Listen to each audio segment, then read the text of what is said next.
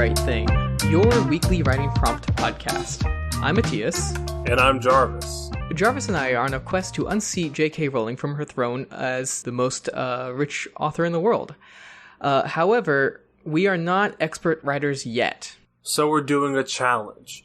Each week we sit down. Our goal is to write a complete short story using 3 of 4 randomly generated words. Then we come on the podcast, we read our stories, we talk about what we learned in writing them, and then we talk about stories sent in by you listeners.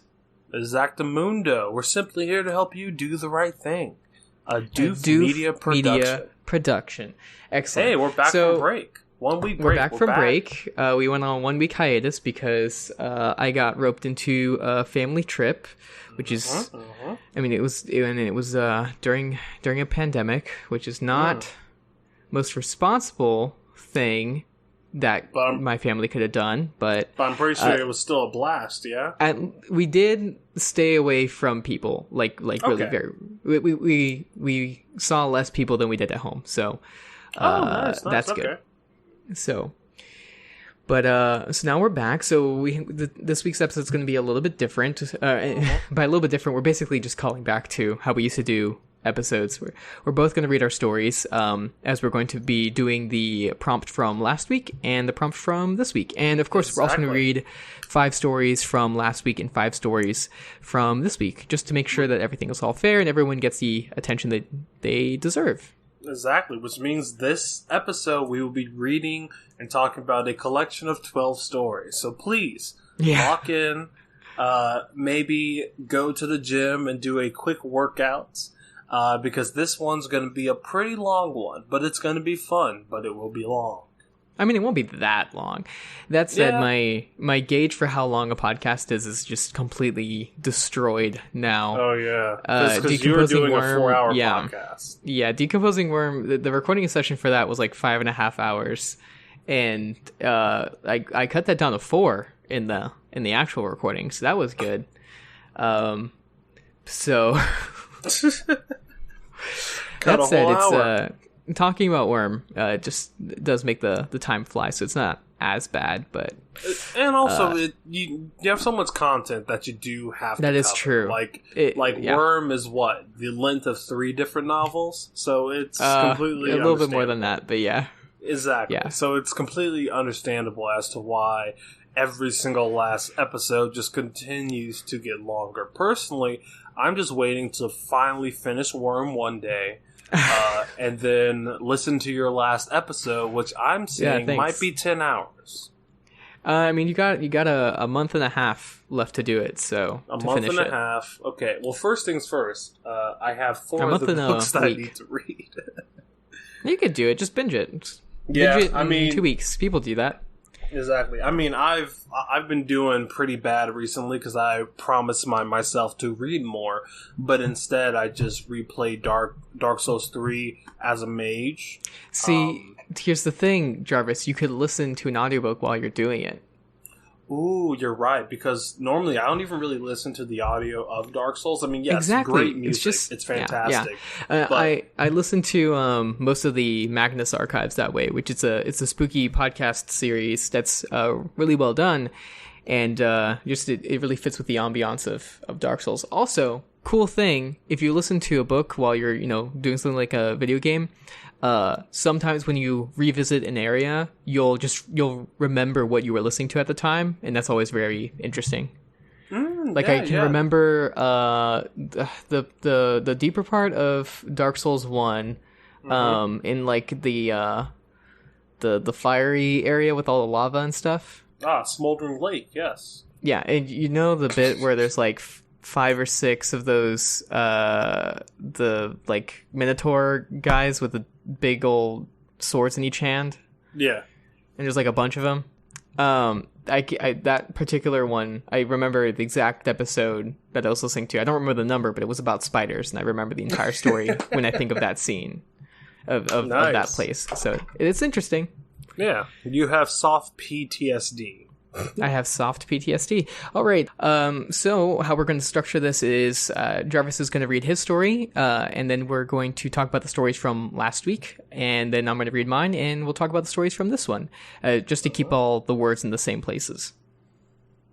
Exactly. So, my week was, as we put it down in the subreddit, was week 65, and my words were arch, monkey, oppose, and up. Mm-hmm. So, Jarvis, which words did you use this week? I used arch. Yeah, for that week, I used arch. I used arch, opposed, and up. And the process for writing this week, because I did write on it yesterday and this morning, was pretty good. I think the week break definitely did my mind good. Just so that I had time to really allow a lot of the creative juices to kind of gestate for a while longer. And I was able to hop back into a world that I liked very much, which is Weekend City. And kind of not... And I decided not to continue on canonically with what I've done previously on the podcast. And decided chronologically, to you mean? Yeah, chronologically. And I decided to skip around to a scene that I was really, really pondering for a very long time. I guess for context, if you haven't... For someone who hasn't heard you talk about Weekend City before, could you, in like 2 sentences, explain the keyest points of the world? All right. So, Weekend City is a fake, non-fake city where people can go in and they are injected with this serum named Blue. And basically it helps them forget everything else about the outside world so that while they're in Weekend City, they can live totally different lives in this fake 20th century city. Now, the story follows a main character named Zoo, who is a staffer. So he works above and works around Weekend City, making sure everything goes well. That's an excellent summary. That's really, really good. That's like leagues improved from the last time you gave one. Did you write that down? No, I just had a lot more time to think of it. I'm very proud of you, Jarvis. That's really, really good. Yeah, and so the scene that I decided to write this week, the idea came to me when I was listening to this song named Sarah by Hungry for Hands. If you haven't listened to it, please go and listen to it. It's definitely one of my favorite songs, only because there's this amazing build-up, and it sets this amazing mood. And yeah, I just think it's a really great song to kind of get you into a very dark, noir-esque headspace. But through listening to that, I kind of came up with this scene. And I don't know. I definitely like a lot of the things I was doing in the scene. There are things, of course, that can be improved upon, but I will say that this is definitely one of my prouder pieces. I actually really enjoyed it too. So, without further ado, unless there's anything else we need to know before getting into it, let's go ahead and listen to your story. All right, let's go ahead. This is Jarvis Lister, and the title of this one is Small Business. On Sundays it was kept dim all day. Mornings shine like evenings, and nights shades way from vinta black. When the sun came, the sky filled with dense, harmless gases and found their way into clouds and fog. And when the sun left, energy was siphoned from the city by 10%. Parties ended promptly at midnight.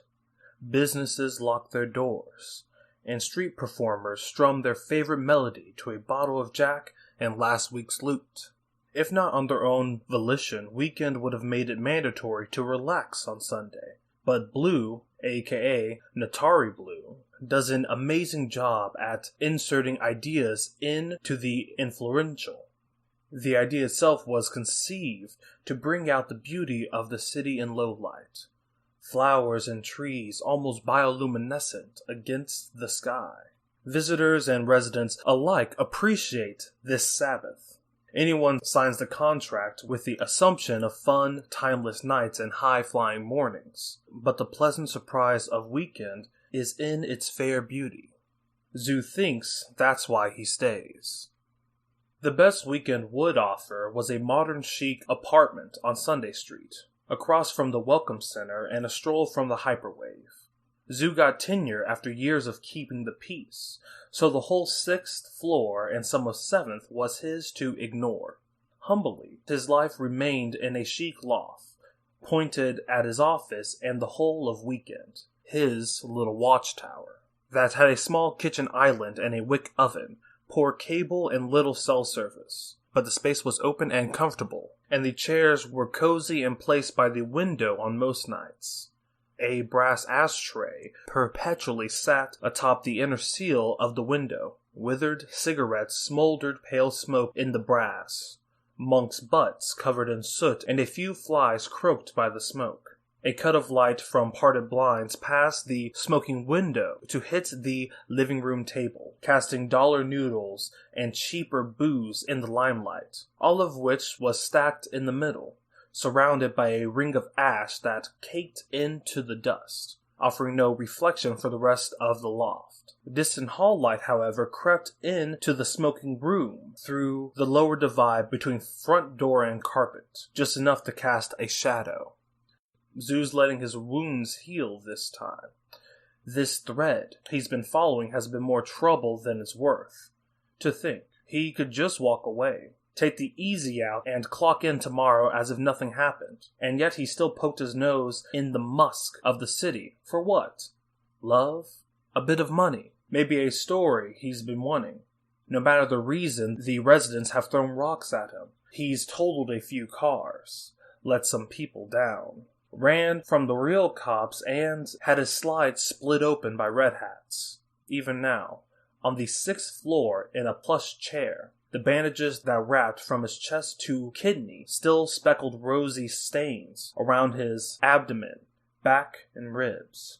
If a tussle were to break out, he'd be little more than a crash test dummy to take care of. Thank God his apartment on Sunday rarely saw guests. From its perch and through magnifying binoculars, all of Sunday Street was in full view, far in the dark and dim streetlight. To the left, towards the Hyperway, a monstrous gate divides the world from the pseudo-20s town. Then there's the Welcome Center to its right, with 2 tall trees out front and a plethora of garbage and papers tucked away down an adjacent alley. Smack dab in front of the loft was Wright's Inn, a 4-story dingy dive with ample balconies and an elegant Victorian flair.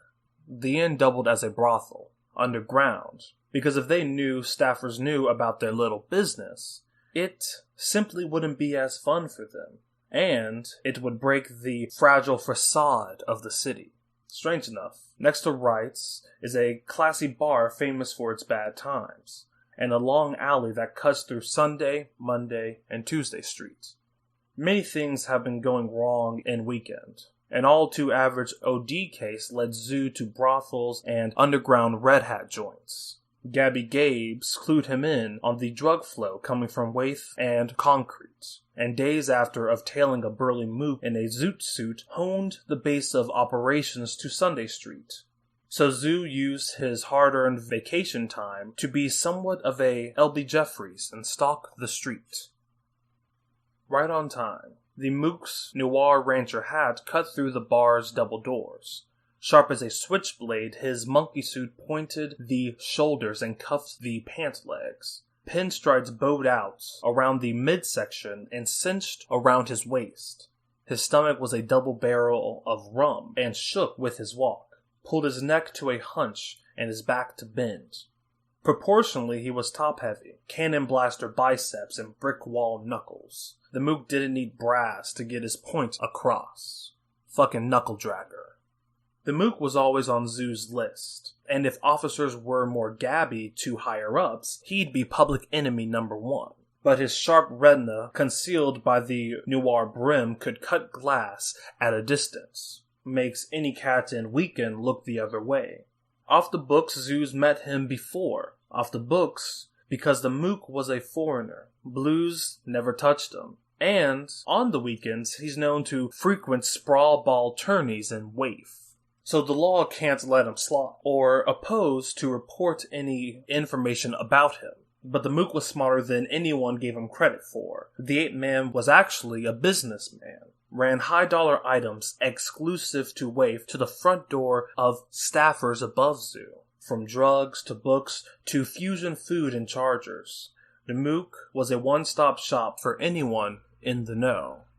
He made his way down the street, fiddled with something in his hand, metal, heavy and flat, like a phone but thinner. Zoo figured it was a cred, outside currency, but wondered why.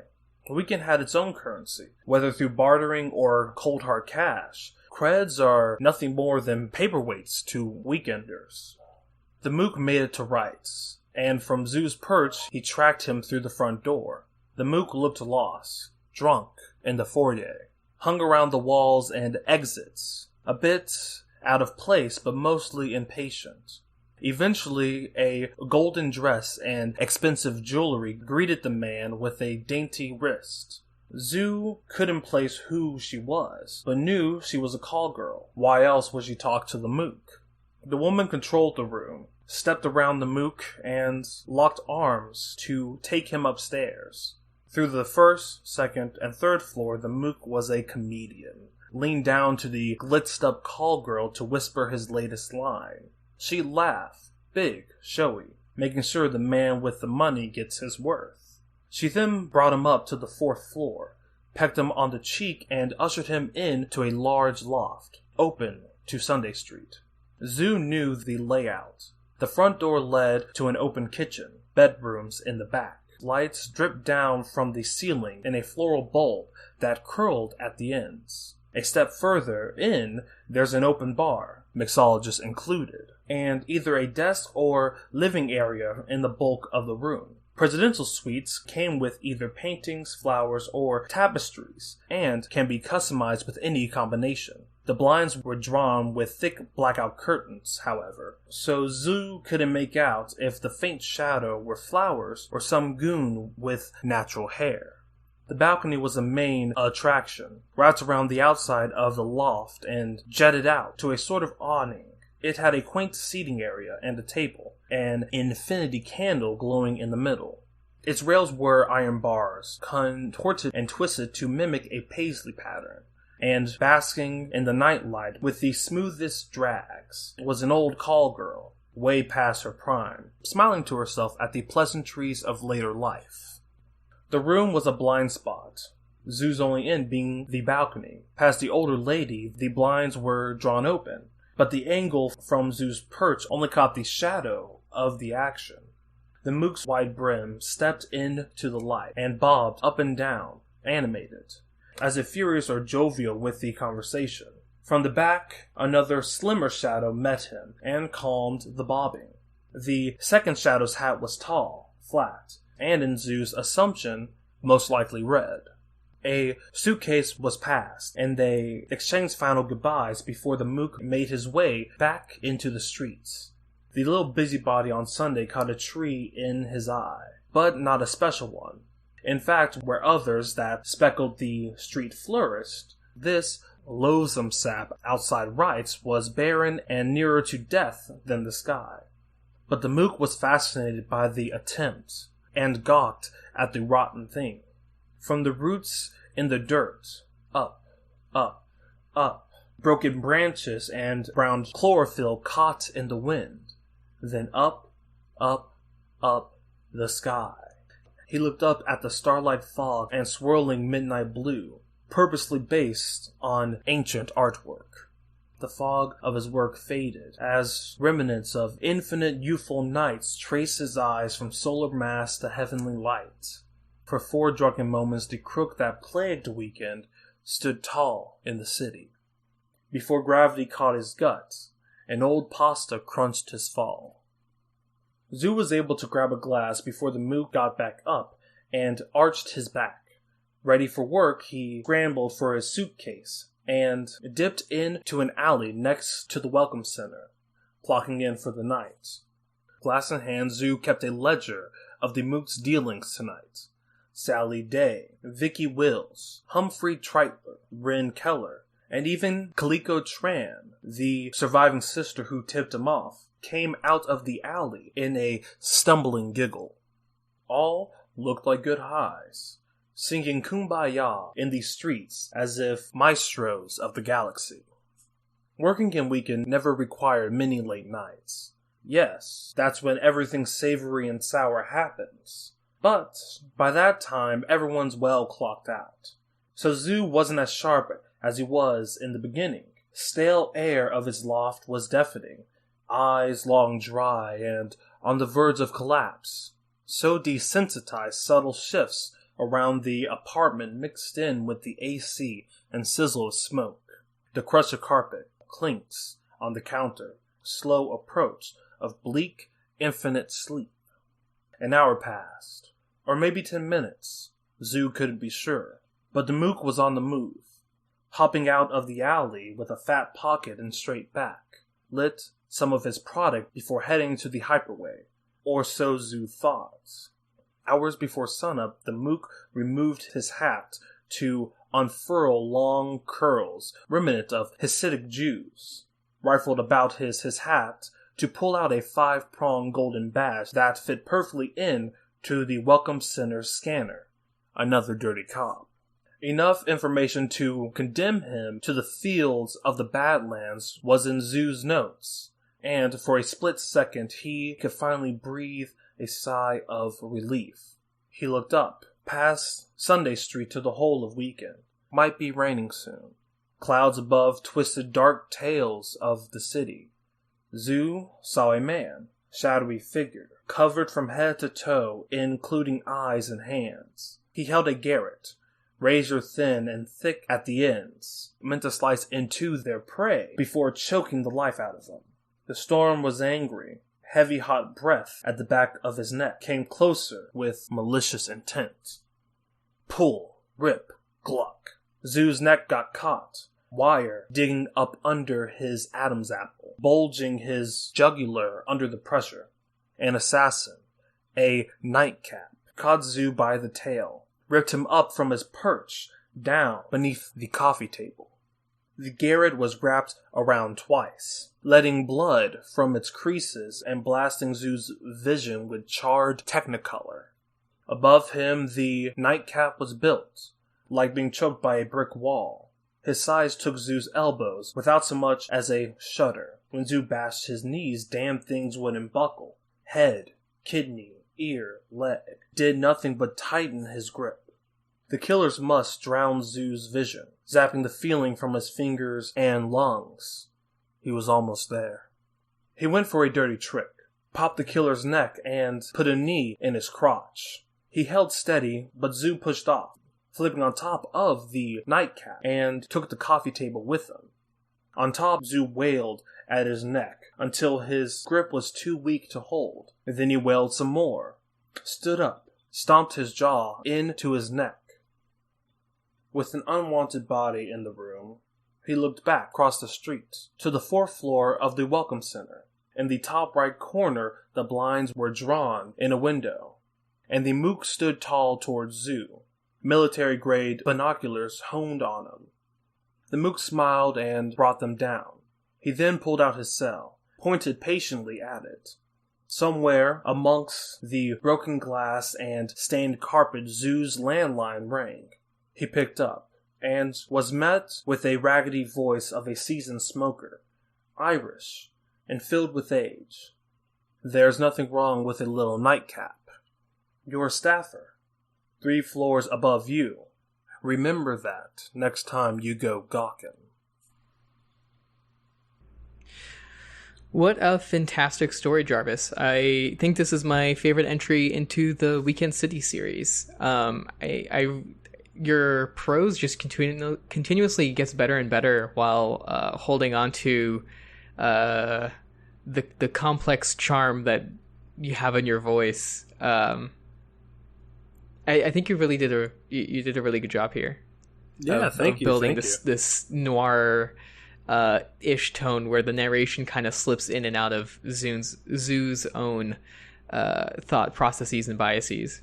Yeah, and I think one major thing that kind of changed for me when it came to writing this is that I know in previous entries I've been doing a lot more of first person, which is definitely something that I'm a lot more I'm a lot more comfortable with. But I've kind of realized that I have the ability to tell a better story and a more multifaceted story if I'm not bogged down by one voice. Sure. And I'm able to kind of show multiple things in the scene, even things that are outside of the view of the main character. So yeah, for this one, I definitely tried at a third person, and quickly I realized that I was able to do a lot more things with my prose. Another thing that I really tried to do is slow down and kind of create moments, right? Because I know previously I was more so focused on the story overall, which is great, but I kind of skipped over creating those moments. So I know in this one really big moment that I kind of threw in there because I really wanted to give the Mook more characters when he was looking at this rotting tree, and then he just looked from roots to branch all the way up to the sky, and then for a moment the Mook wasn't a Mook, but he was just another person in Weekend City before, of course, crashing back down to Earth. Right. Yeah, I really enjoyed moments in the other moments like that. There was particular moments where I was a little bit confused on some phrasing, on like what exactly you meant by a particular phrasing. I think that was one of those moments where I did get, like, once he was like looking up, but I think you have something like a tree hit him or something. Wait, hold on, let me find it. Oh, okay. You said the little busybody on Sunday caught a tree in his eye, but not a special one. So I guess caught a tree in his eye. I was like, did he get poked in the eye with a tree? Yeah, with a tree. I can see how that can be twisted. Yeah, so there's just a couple of moments like that. But other than that, I really, really, really enjoyed it. There's particular sections earlier to the beginning where you're just describing the Mook and how it works, or how he works. And there's like there's a lot of here with like the way that you're using asides to like tell in very short bursts how there's other parts to this particular story. So for example, off the books, Zeus met him before. Off the books, because Mook was a foreigner. Blues never touched him. And on weekends, he's known to frequent sprawl ball tourneys in Waif, so the law can't let him slide. So just the almost conversational asides like that are really, really enjoyable, and went a really long way to building the ambiance and the tone and the sort of narrative momentum of the story. Yeah. Thank you. Yeah, and in those moments, I kind of used it to, I guess, catch the audience up, right? Because this is, of course, I guess, in the middle of this larger story that I've been trying to build. And a huge disadvantage of that is that all other things leading up to this aren't present, right? So I have to kind of summarize them in very little bits. Like, I know there was another aside where I kind of just ran through what got him here, how a average OD case led him here, and now he is staking out Sunday Street. So I feel that if this was longer, of course, those bits would definitely be placed in different places. But at the same time, I kind of really wanted to build up another character besides the main character. Give a same amount of importance to someone else. And I found that in the character of the Mook, how he, of course, is this businessman, big, burly, very, very menacing. Yeah. The way you describe him is almost cartoonish, but it's done in a way where I think it's pretty clear that like these aren't literal descriptions. His knuckles aren't actually dragging on the floor. It's just the narrator just uses such exaggeration to just get you the feeling of what it is to be around this person. Yeah, and then also, calling him the ape man and stuff like that. I was trying to have those bits and pieces to build this man in this monkey suit, because for some reason in like my mind, even though this is not how I wanted to come across, but I did see the Mook as a gorilla in a suit. Okay. And I kind of just used that image to describe how he works as a person in Weekend City. So yeah. So like overall, this scene of Zoo following the exploits of the Mook, did the transition from like scene to scene of him moving throughout this street work well, or like were you lost at any places, like maybe when you went up to the inn and exactly what was going on in there? Or No. I actually really enjoyed the way you did stuff like that. The only times where I was a little bit confused was, as I understood it, it was all through Zoo's perspective, and I just wasn't sure how to picture him being able to see everything that was going on. Yeah. Okay. Like, I was just trying to picture... I mean... So I was trying to picture like what angle a balcony could see all of that, right? But at the same time, I was like, that wasn't impeding my understanding of what the events were. It just made me unsure of like that one particular detail of like how he was witnessing it. But the rest of it, I mean, I just like accepted that he was taking in that information, and it didn't really matter exactly where he was. So I just kind of let it happen. So maybe doing a bit more work on setting up exactly where Zoo is. Because he is in the apartment complex that's across the street. And I wasn't sure how much I should really talk about that apartment complex, because the entire building itself doesn't come into play until the very end, where when the nightcap shows up. Well, I think it's pretty useful to give the immediate surroundings, but just the fact that Zoo's on the balcony is really all I needed. It was more just like the physical logistics of like seeing into another building. That was more my thing. Like, I mean, I don't need to know like exactly where the buildings are. I don't need to know where the buildings are like geographically. I just need to know like, he's looking through a window or whatever, that a particular angle, or because he's so far above, he can spy over the top of the roof or whatever. Yeah.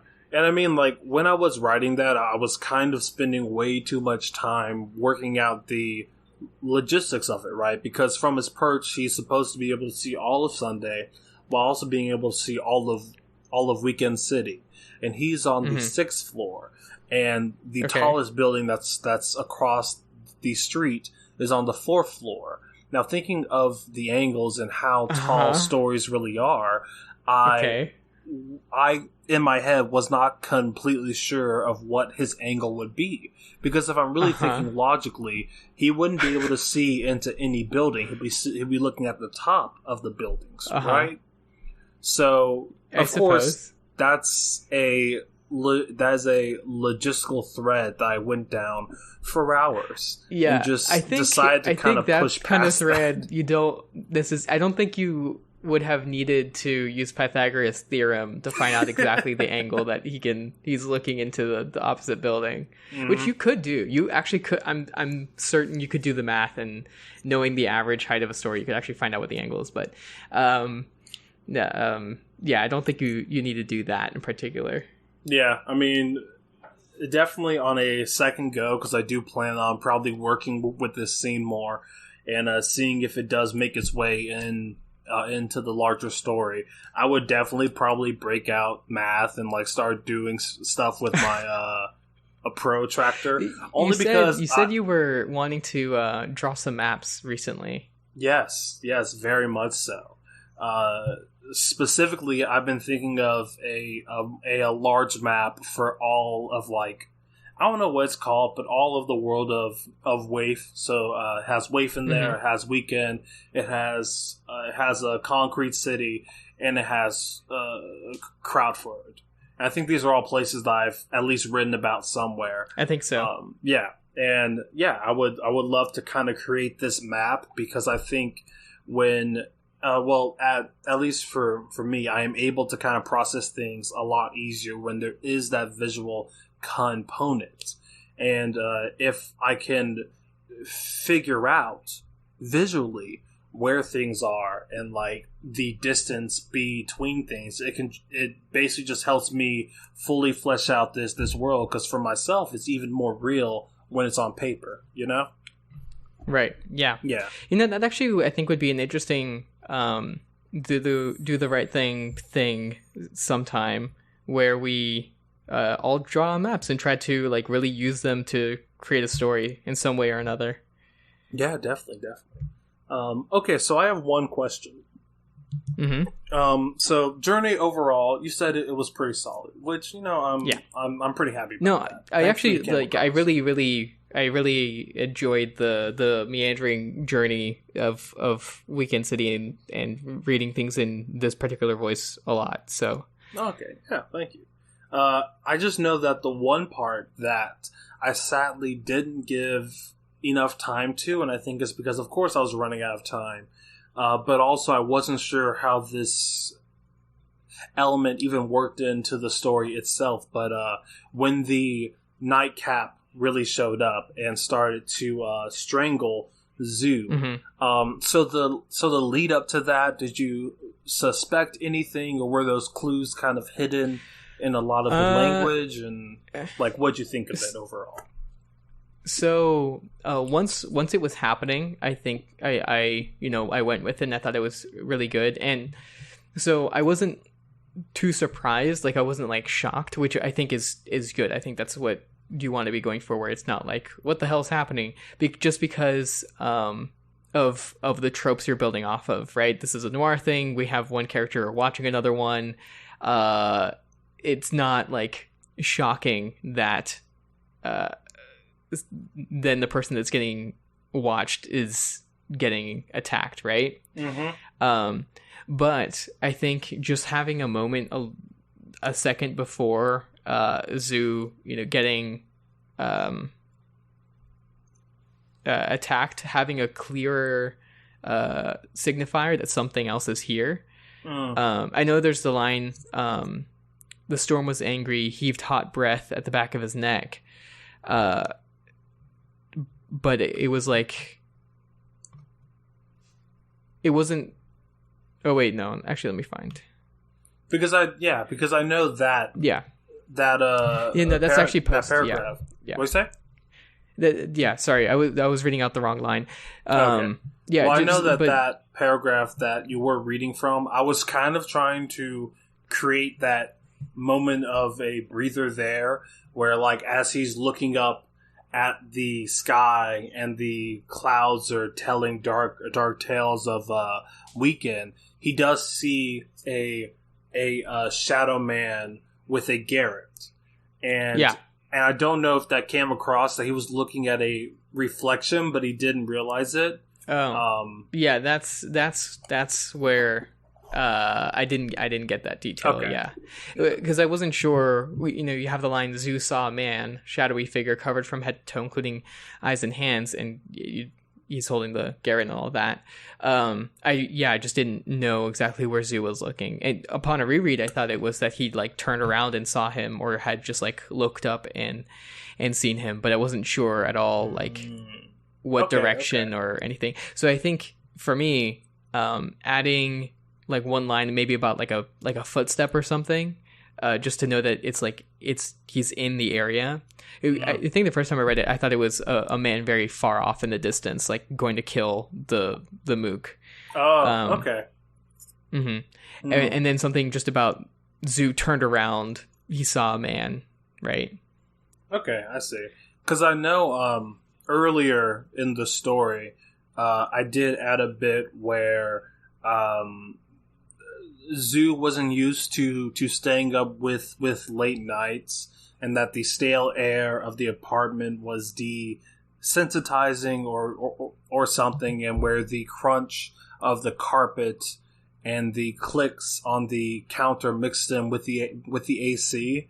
I was trying to suggest that these sounds in his apartment was the nightcap walking in, but of course I feel that probably a lot of my breadcrumbs need to be more obvious in that fact. Yeah, I think the thing is, like in something where the scene only has like 5 details and like 2 of them are those kind of breadcrumbs. Like if the entire description of the apartment was like just that, and the surrounding scene was just that line, then I think it would be something to pay attention to. But you have a ton of details, and so without getting emphasized, it blends in with the rest and just becomes how you describe the place. Okay. So, emphasis is a thing that's missing in a way. Yeah, I almost wonder like how obvious you would have to make it. Like, there's almost a part of me that wants to say like, I mean, maybe this is probably too on the nose, but having something like literally saying the crunch of carpet almost like footsteps or something. Okay. And at least that I think would work. I don't know if there's probably a better, slightly more subtle way, a way that is as obvious to a reader, but not as like obviously you're trying to signal them. Okay, yeah. Like, because like the information it's giving you is obvious, but not the fact that it is a signal is obvious. Okay, I see. Yeah, because for that scene, I definitely want to create this effect where a reader can pick up on that there is someone in the room, but it isn't obvious, to where the reader is questioning as we are watching the mook walk down the street if someone else is in the room with Zoo. And of course, I guess that in itself will take more than just one draft to kind of create that effect. Yeah. And as well, the closer you give that sort of description to the actual thing, the more likely we are to pay attention to it and hear it. Okay, yeah. You're giving me lots of things to think about, especially on a second run. Yeah, of course. And I'm always looking forward to more stuff in Weekend City. So, if you were to rewrite this piece, what would you change? Or I guess, do you feel that you've already said that? For the most part, I mean, one major thing that I would do would be to work a lot more on the beginning. I know for the most part, I was kind of rushing to get to the meat of it, which I think it did come in at a fairly solid place, because the beginning is, yes, very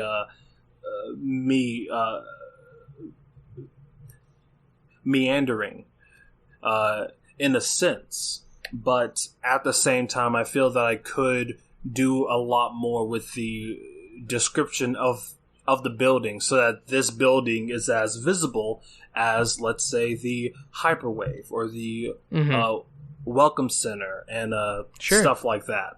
And of course I will want to spend a lot more moments with Zoo as he's watching, just to kind of keep up with the frame of this story, along with kind of building it up so that when he does get attacked, you have a stronger connection to the person watching.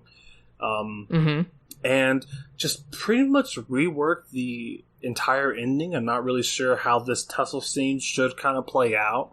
I think that I thought he was immediately dead, because he's already bleeding from his throat. So that's the only thing that was like, oh my god, he's not dead. Yeah. But that's not that big a deal. And I think it was probably too quick of a scene, especially since it was such like a really big tussle, and Zoo's getting choked out by this razor sharp. I don't think it needed to be much longer. Well, I mean, so not longer, but I guess more palpable. I would just kind of rework how that entire scene kind of plays out, while still keeping a lot of the same moves, but I would use a totally different way of how to describe it. Sure. And then, towards the very, very ending, I'm not exactly sure why I made the Mook watch Zoo and then call him.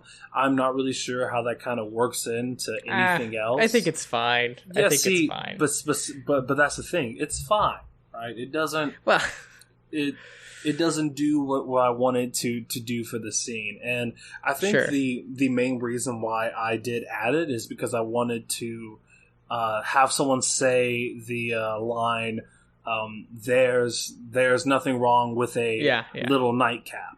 Did you see the comment? Yes, that I saw left your comment on the Google Doc. Do you want to explain it right now? Okay, yeah. So this is a footnote.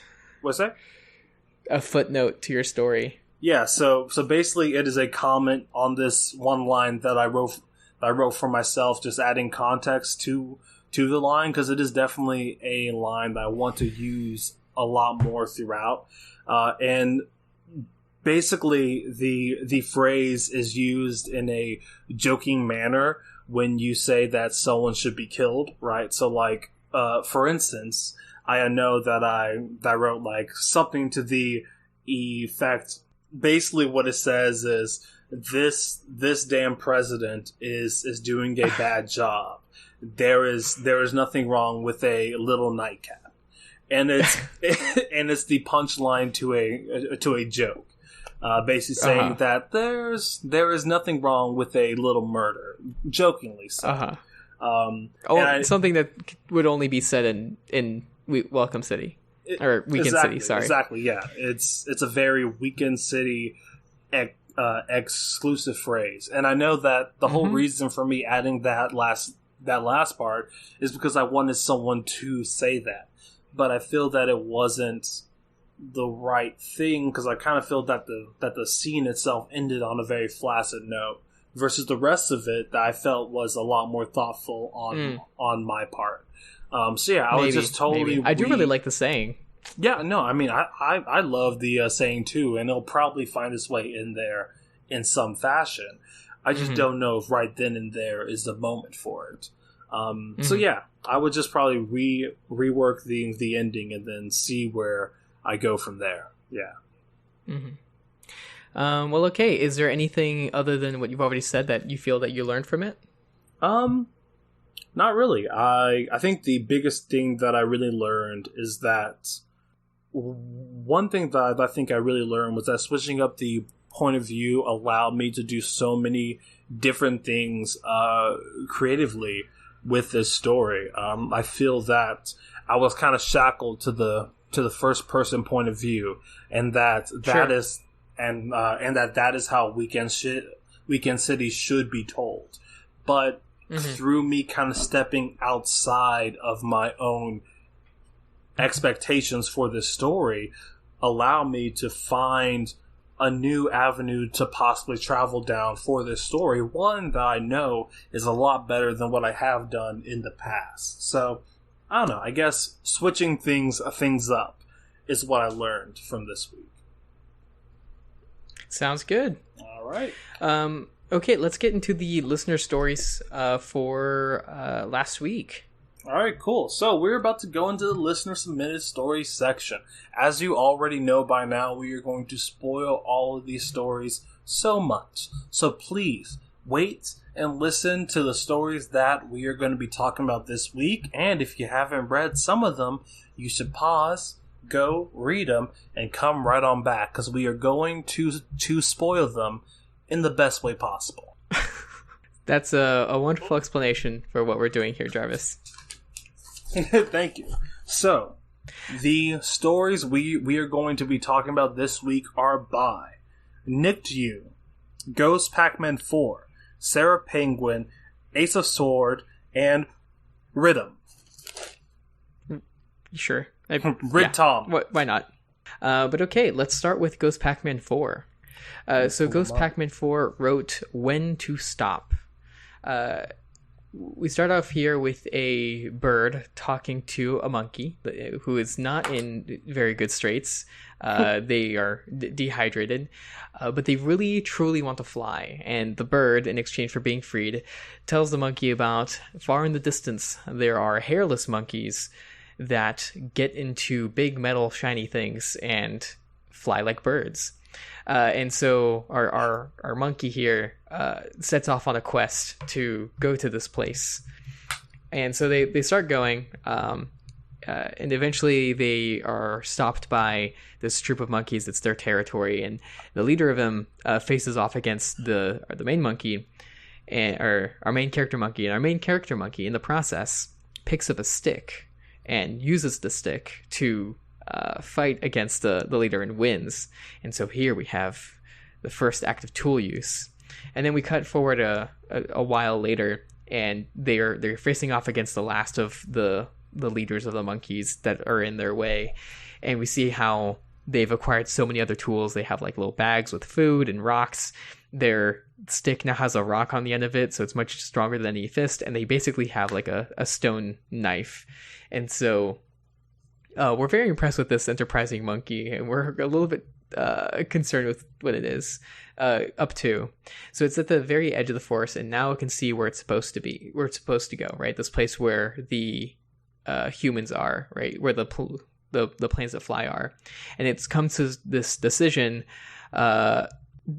if it stays, it could basically become a ruler of, these monkeys and pass on the knowledge it has and just generally have a wonderful, wonderful life.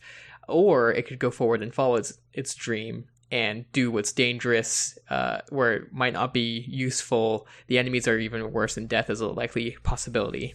And we finish off on the line, the choice was obvious to me. And so I think we're being led to understand that the monkey's definitely continuing forward to this place of likely death because they want to fly. I think this story was absolutely awesome. I mean, okay, personally, I love anything when it comes to monkeys. I love watching monkeys. I love being around monkeys. I like hearing about monkeys because they're so awesome just to look at.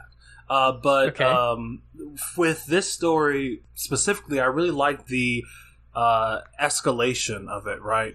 How how this monkey starts with a very simple tool and a very simple goal. How he wants to fly like the bird, and how this one want kind of led him to not only controlling so much territory, but also evolving in a sense to where now he's able to possibly face up against these humans and basically figure out how to fly. So yeah, I just really liked it. I think it was written very well and spaced out really nice. Also, I do like the monkey on monkey scenes. I really think that the action was done really well in this story. And yeah, overall, it's a really great one. Yeah. The action does feel super satisfying, and I'm always for the power fantasy of the main character just getting more and more intelligent over time. It's always a lot of fun. Exactly. But I think the execution of this theme here of pursuing a dream, even if it's dangerous, even if it's difficult, maybe to the point of self-destruction, I think it's very interesting. I think it's well executed here. Yeah, I kind of saw it as a lost scene of a Caesar's climb to power. I think I would agree. Okay. The next story is by Nick to You, which is called Folkloric. Oh. And what's interesting here is that it's also about a monkey that also has stone tools, which I thought was just a wonderful coincidence here. Yeah, I mean, but this monkey almost every story this week had a solid monkey theme. Yeah. Well, yes, considering one of the words was monkey. Oh, really? In this one, a monkey exits a temple, and we understand that there's predators around this temple, but this is where this monkey has been staying. And we actually don't get revealed that it's a monkey until a little bit later. but we first just understand it because it's climbing trees and jumping around, and then it hears some humans further away, and so these humans spot the monkey, and it goes and hides so they can watch the humans, and we sort of get this understanding that in this area there's some dangerous predators, probably not actually like normal predators, some monstrous kind of thing is kind of what I think we're being hinted at, and these humans have unsuspectingly wandered into this area, or they're searching for something and gone into this area, and so the monkey thinks that our vow is basically to protect these humans from the monsters that they're unaware of. Yeah, I think one of the coolest things about this story is the monkey's decision to kind of protect the humans. It was something I wasn't really expecting, but at the same time, it kind of changed the direction of this story. So now I'm kind of even more so I'm even more so interested as to exactly what these creatures are.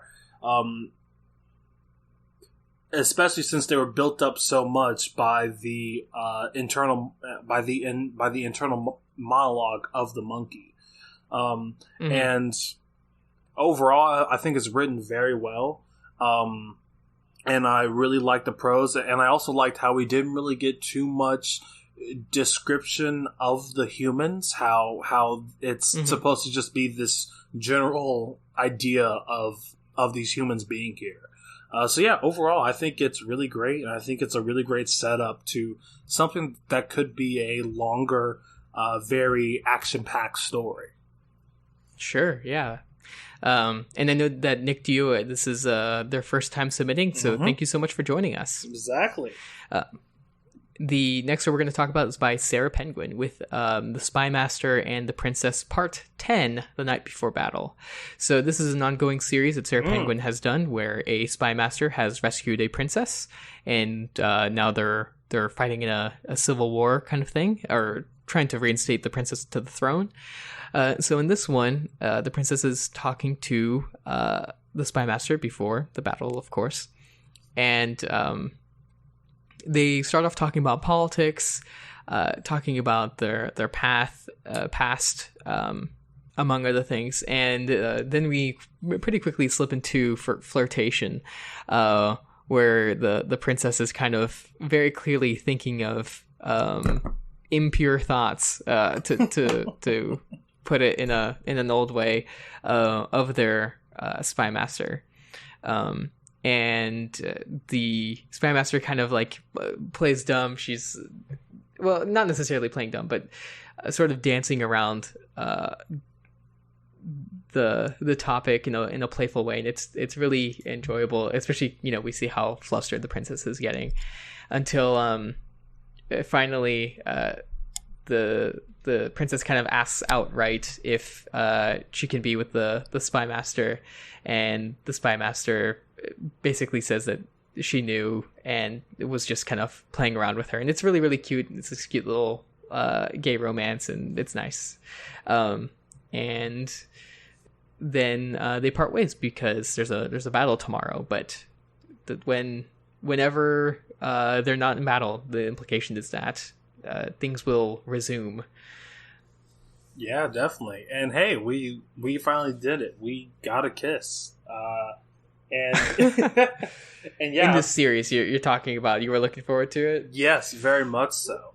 I mean, I feel that this tension was very much so led up. Yeah, it's been going on for a while in the story. For a very long time, and I really like how in this scene right before the battle, we finally see it kind of come together, and it's done very well. Like throughout all of the dialogue, the banter back and forth was so believable, and you can definitely tell the amount of flirting, how they're both kind of dancing around it, because it's, it seems like this meeting, this connection isn't really supposed to be quote quote, they're supposed to play their roles, but they're brought together. And I think it's a really great scene, very romantic and kind of beautiful. So yeah, I really like this entry. And I know next we're about to get a battle, which is going to be fantastic to read. So I can't wait.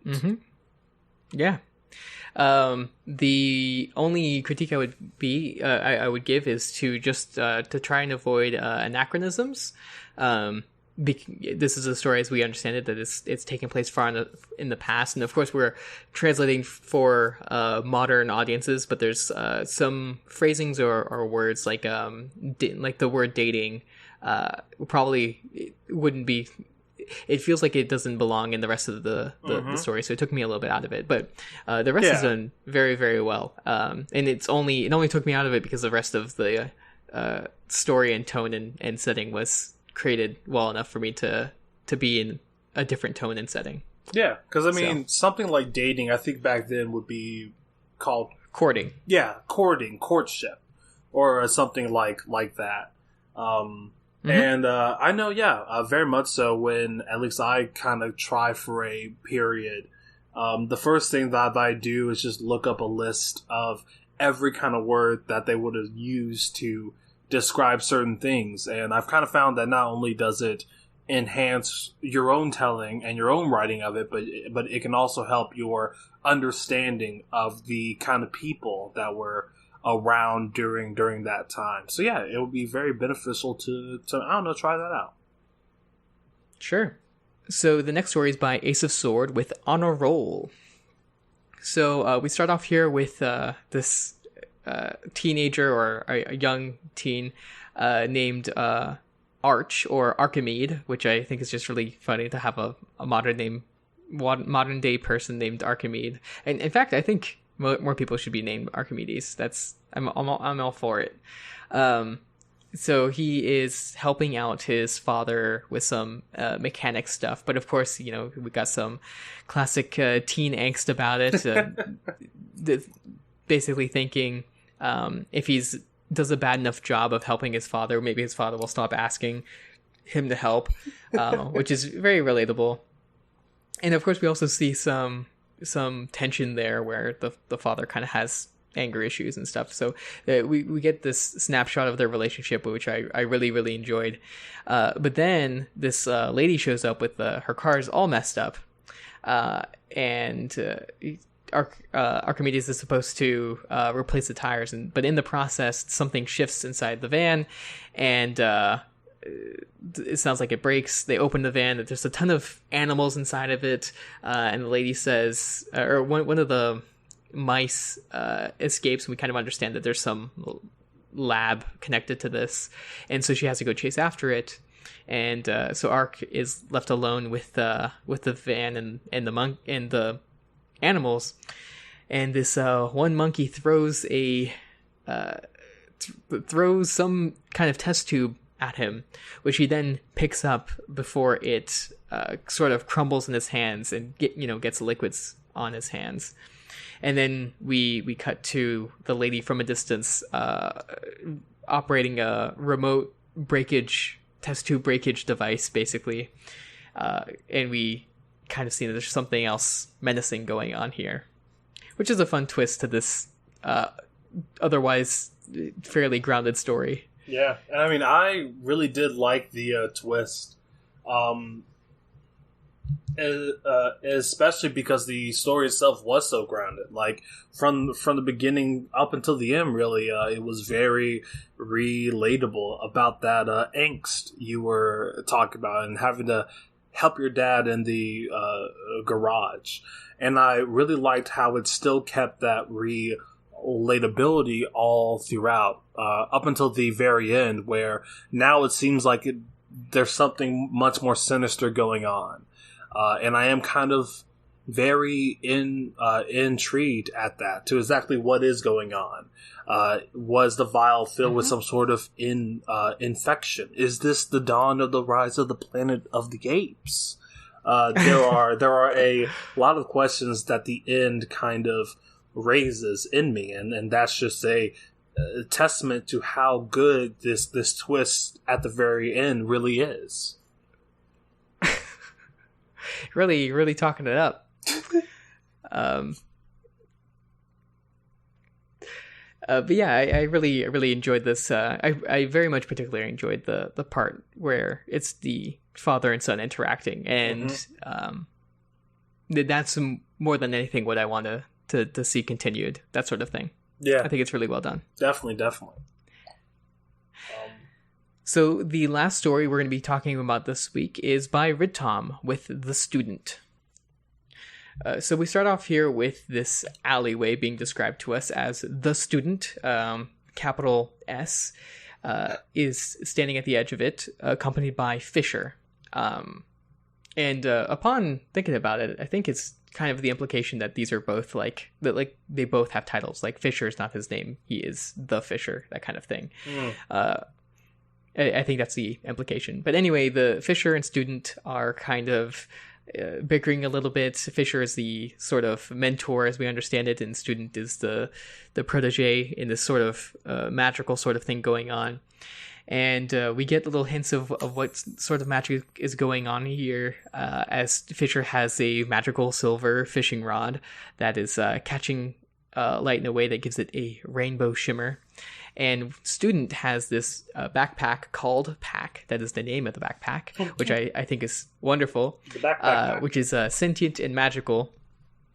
And it is going to help out. And so basically we have a lot of character interaction here, followed by this sort of getting ready for, a magical investigation / fight sort of thing, where the Pack hands the Student a gun and a bat from the backpack, which should fit both of those things. And then the backpack rests on their shoulder and talks to them. And then they, I love the last line here, which is, they stepped into the alley and descended into a localized hell, which is really, really enjoyable.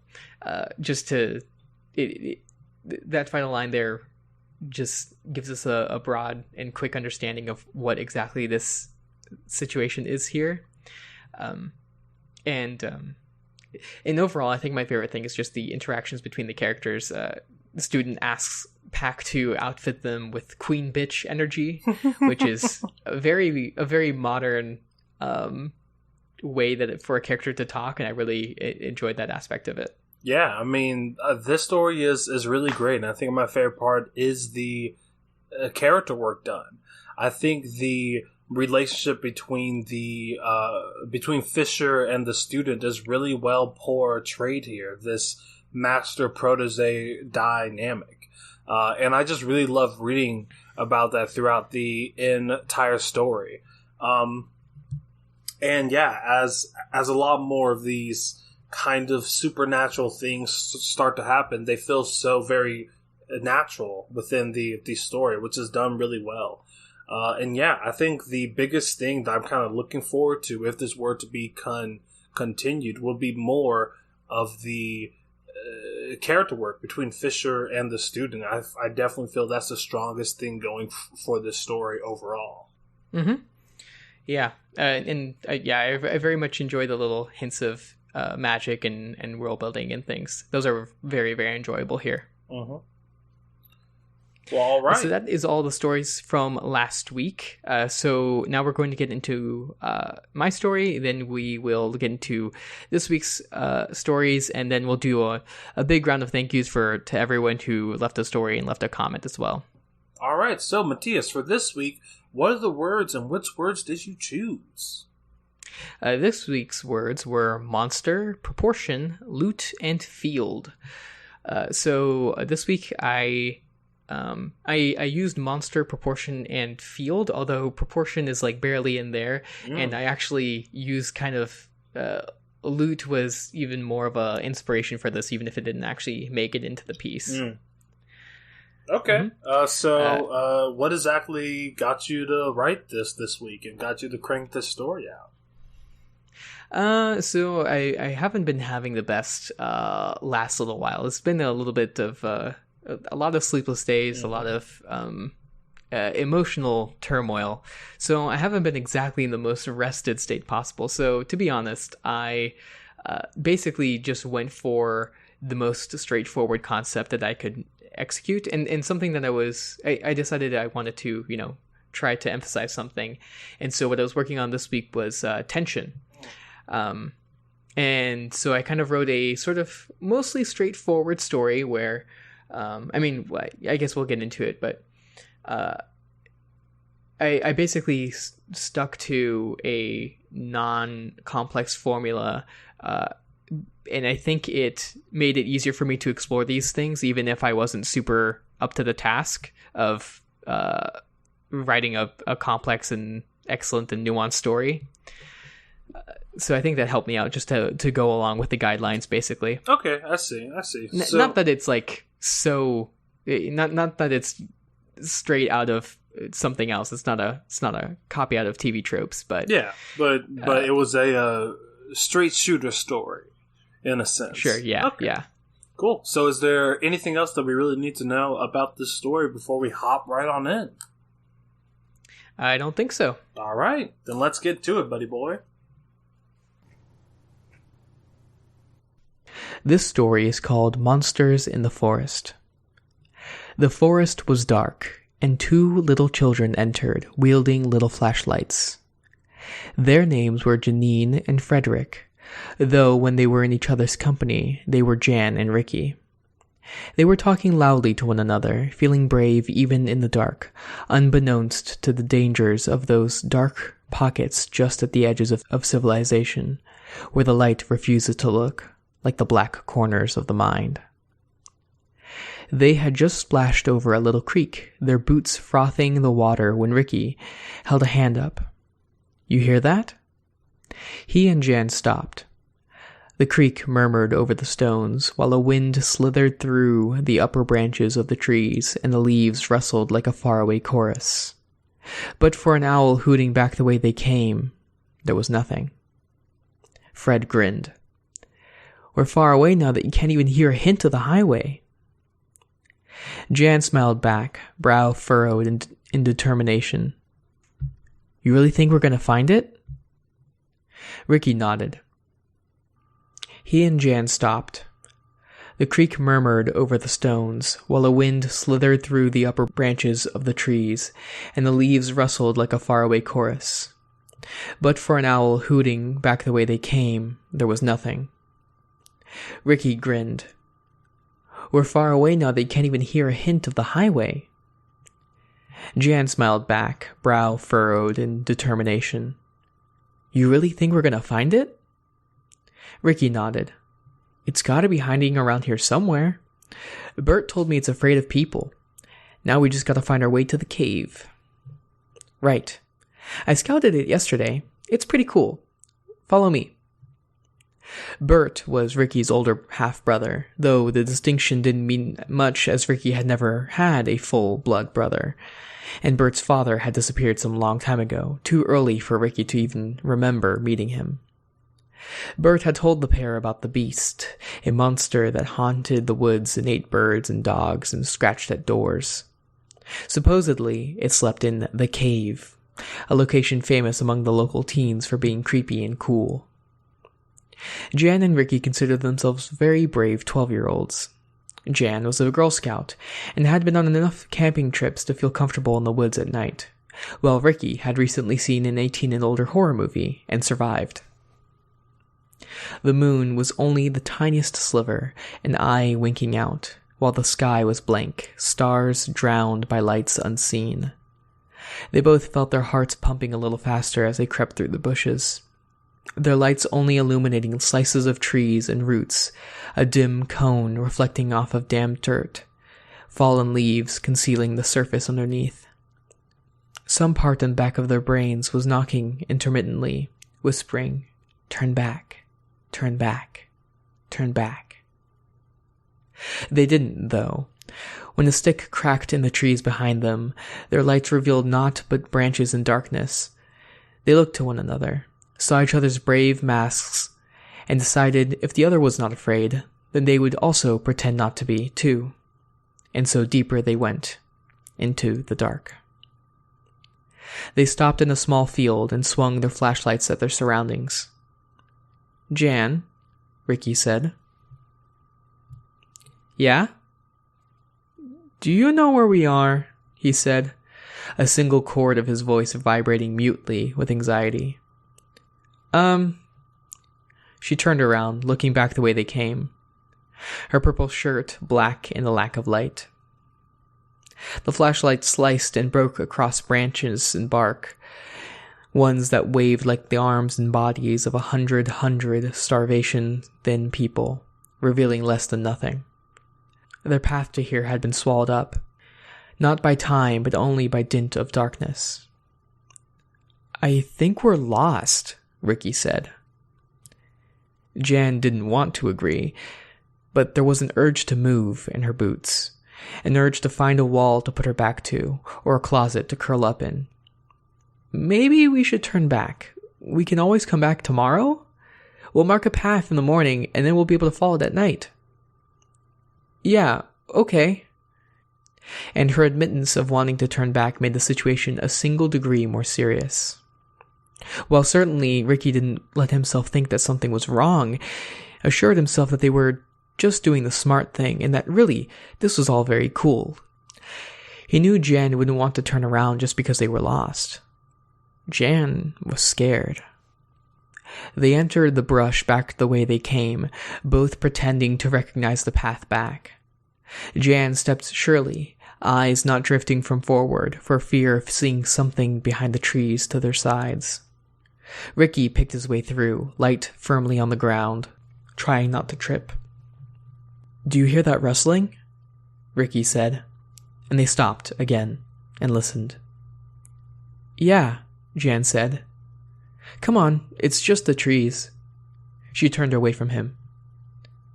Then why is there no wind? Ricky said. She halted. A sound like 100 little claws scraping each other emanated from the trees. The leaves weren't moving. Jan's eyes were wide as she turned the flashlight, the leaves empty and obscured. Jan? I'm scared, Ricky said. A stick cracked to their right, and they snapped to that direction, their lights bouncing around from stone to trunk to dirt. Somewhere in the dark, leaves squished flat under footsteps. The footsteps got louder and faster. Jan and Ricky tense as deer, frozen in the terror, and the footsteps went faster until that something was surely running. Jan screamed as a large shape crashed out of the bushes and pounced on Ricky, and Ricky fell, struggling. Her flashlight waved in the trees, wanting to get a glimpse of what the shape was before running, but when it settled on Rick and the thing, she realized it was clothed. Ricky was still screaming, eyes closed and twisting to get away, but after a second, Jan could hear laughing. The thing stood up.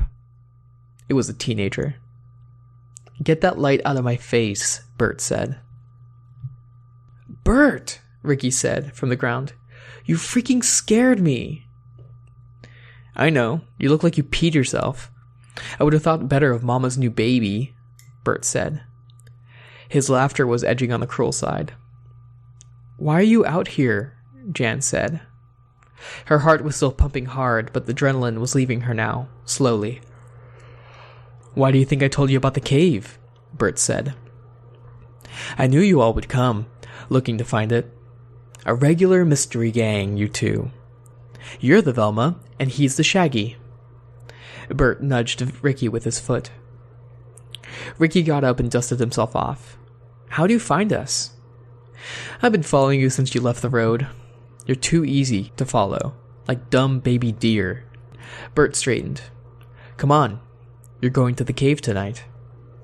We were actually thinking of going home, Jan said. Bert put a hand on both of the kids' shoulders. He leaned in. I said, you're going to the cave tonight.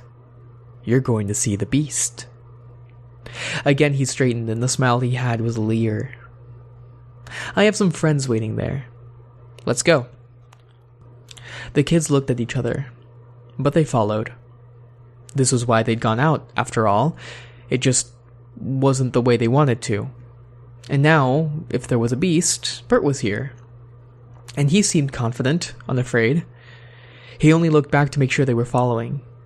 When he did, His eyes glinted in the dark. They walked a ways. The kids didn't recognize any of their surroundings. They could feel they were getting close, though. There was a new sound under the wind, like singing, or maybe murmuring, always just under the edge of recognizance. The air smelled wet and thick, and blood pounded in their ears. The trees opened into a new clearing. The floor turned to crumbling stone that ramped up to a hill. Ahead of them was a hole in the stone, small, only big enough for someone to crawl through on their knees, a few feet up from the ground. The walls of it curled away instantly, so that even with the light on the entrance, it was black. "Here we are," Bert said. "Go on. You'll want to go inside." "Isn't the beast in there?" Ricky asked. That little tremor had come back into his voice. "Oh yeah, it's in there. But don't worry, it's asleep. And you're a brave boy, aren't you? You and your friend both are, always looking around places. Don't mind the size of the hole, it's bigger in the inside." He ushered them forward. The rain from yesterday had left a puddle in front of the little cave, and they splashed through it. The water came up halfway up to their chins and smelled like algae. "Go in," Bert said. He stood close behind the two. They looked at one another. There was something wrong. Jan went first, head first into the hole in the wall. The stones were slick under her shins. A cold air pushed against her face as the light waved back and forth, illuminating black stone walls and lichen. It opened to a wider space, and Ricky and Bert came out behind her. They had to hunch their heads. The walls jutted and curved, never letting the light hit the whole room at once, concealing crevices and further tunnels, most small, a few out of proportion with the rest.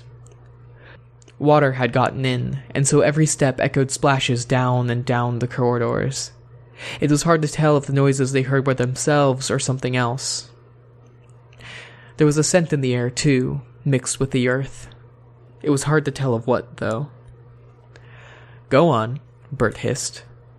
"Down the crack to the left. That's where it is. Don't get lost. The way these caves go, you might never be found again." They had to turn sideways to fit through it, arms up above them. It was impossible to see what was ahead of them as they inched down. The smell got stronger, dirt and something acrid, fetid. And the walls felt too close, and the light reflected off the walls in ways that left them unable to see anything but the 3 feet of stone directly in front of them, reflections even masking the edges of the rocks. They exited into a room, and there it was. The smell of shit and blood pressed against them.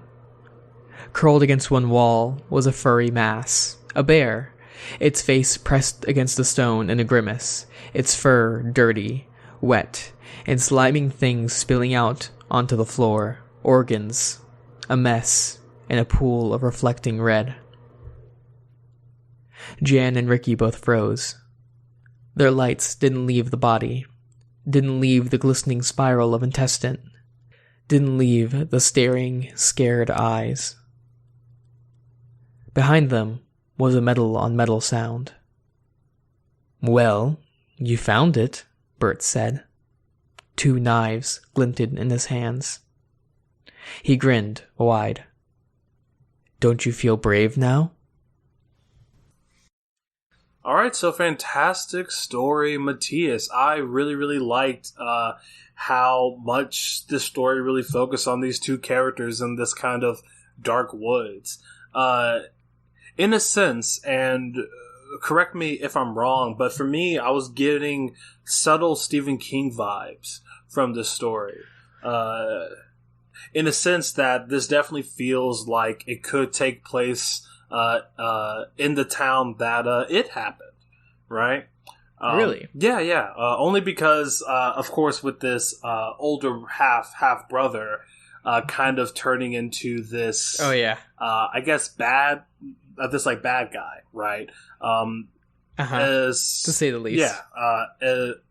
Especially since one of the main characters, I think his name was Ricky. Yeah.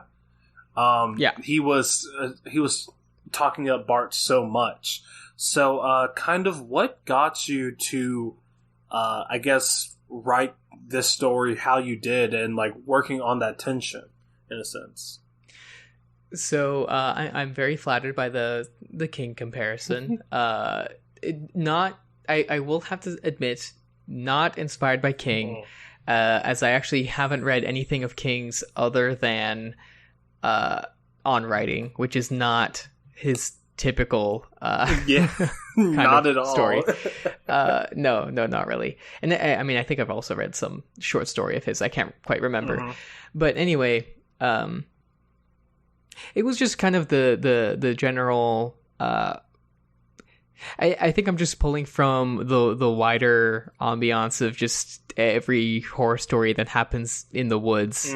I wanted to just have some unsuspecting weak characters, and so I had kids in the story, and I wanted them to be looking for something, a goal, something to get lost in the woods, something to start that is sort of a threat and building up tension. And so I had the beast, and which is, I know, is not very creative of a name at all. And then I wanted, a little bit of twist, and so I added in the teenager.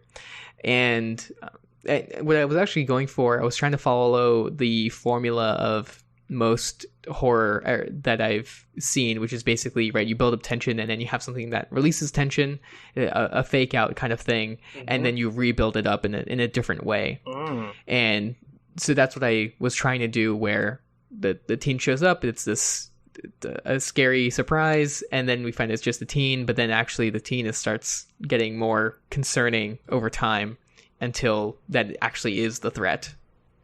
Yeah. And honestly, that worked really well within this story. I mean, as you said it read exactly like that. There was so much tension leading up to them actually going in to the woods.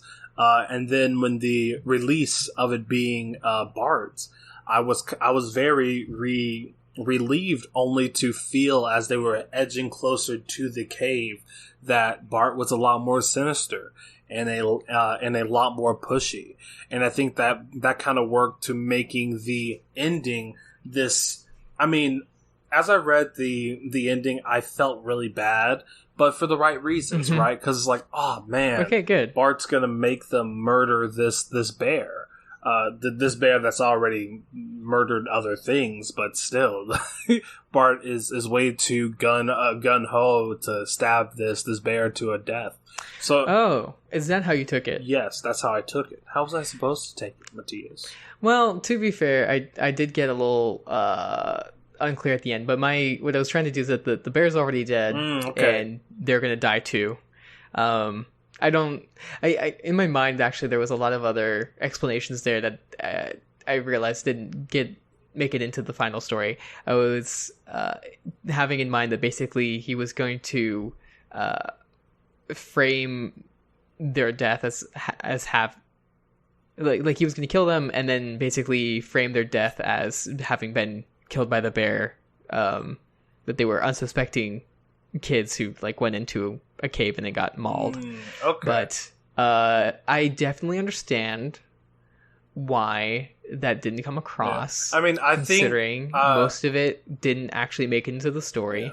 Well, I think the thing that got twisted for me is that as I was reading, when the bear's head was on the wall and there was blood everywhere, I kind of took it as that was his latest kill.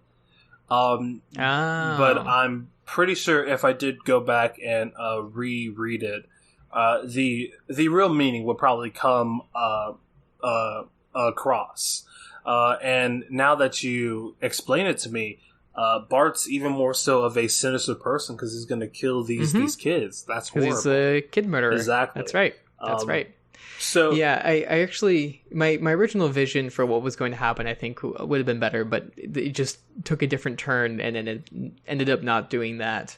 So basically, what I had in mind was the same kind of threat, right? That they're looking for something, or they feel threatened while they're in the woods, and then fake out, and then it turns out that the fake out is the real thing. But I was originally thinking that it was going to be like some kind of ritual sort of thing, or just I think adding more motive to Bert, I think would make his betrayal a little bit stronger. More stuff maybe about resenting, his half brother or whatever sort of thing, or maybe he just wants to kill someone and get away with it. Some people just. But I do think that maybe adding that reason could definitely reinforce this story in a lot of ways. Real quick though, I do want to talk about this really great theme that you're setting up, which is the theme of bravery. In a sense, how these two kids go into these woods, and they're both very clearly acting brave when they really aren't. And I like the scenes where they get spooked, but then they look at each other and realize that the other person is acting brave, so they have to also act brave. And I just really like that scene because it felt very relatable to all of the spooky nights that I've been in the woods, and I would have to look at someone else and say, okay, he's not cowering in fear, I shouldn't. And even more so, I really liked at the end how this idea of trying to be brave kind of, in a sense, backfired to where now Bart is saying to kids, "Are you ready to be brave?" as he's about to kill them. So I think that was a really solid thing that you carried throughout, and I think it definitely helped kind of frame this story in a lot of ways. I'm really glad they came across. That was something I was. I intentionally did, but I didn't intentionally repeat. Okay. It ended up being repeated, but it wasn't something that I had set out to bring across. Okay. Right. But I'm glad that it did. I think that's if I was going to repolish this up and make this into a full story, I think that might be one of the themes, basically, of just hey, maybe pay attention to your own feelings and communicate them instead of always putting on that brave face or pretending that nothing is wrong, because that's how you die. Yeah, and honestly, I can really see you very easily turning this story into a cautionary tale. Basically, exactly what you just said, kind of turning it to where acting brave so often is a bad thing.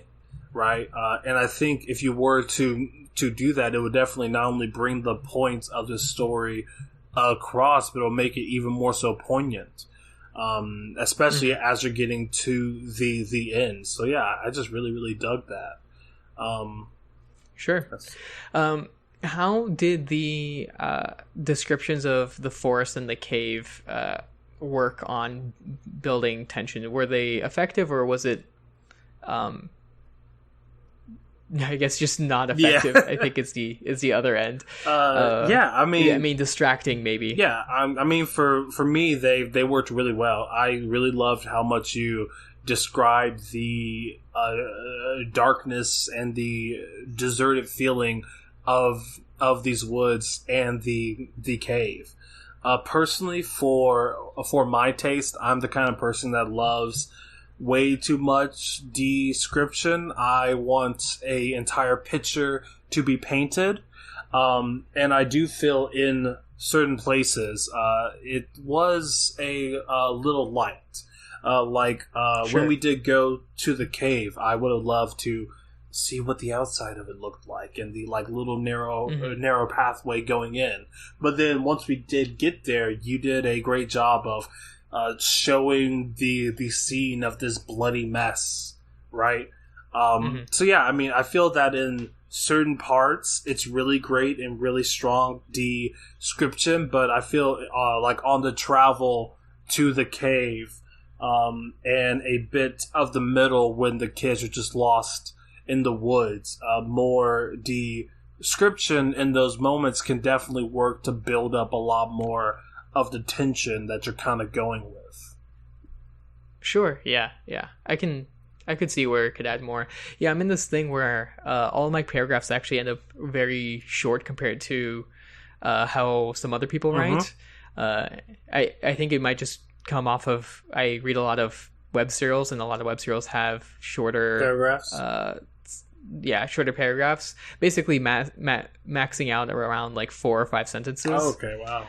But there's no reason that actually needs to be the limit. So yeah, definitely something I can try and experiment a little bit more with. Yeah, and I mean, like, if that's the style that you're going for, that could definitely like add to the story itself, because I do know that shorter paragraphs does kind of expedite the events of the story, right?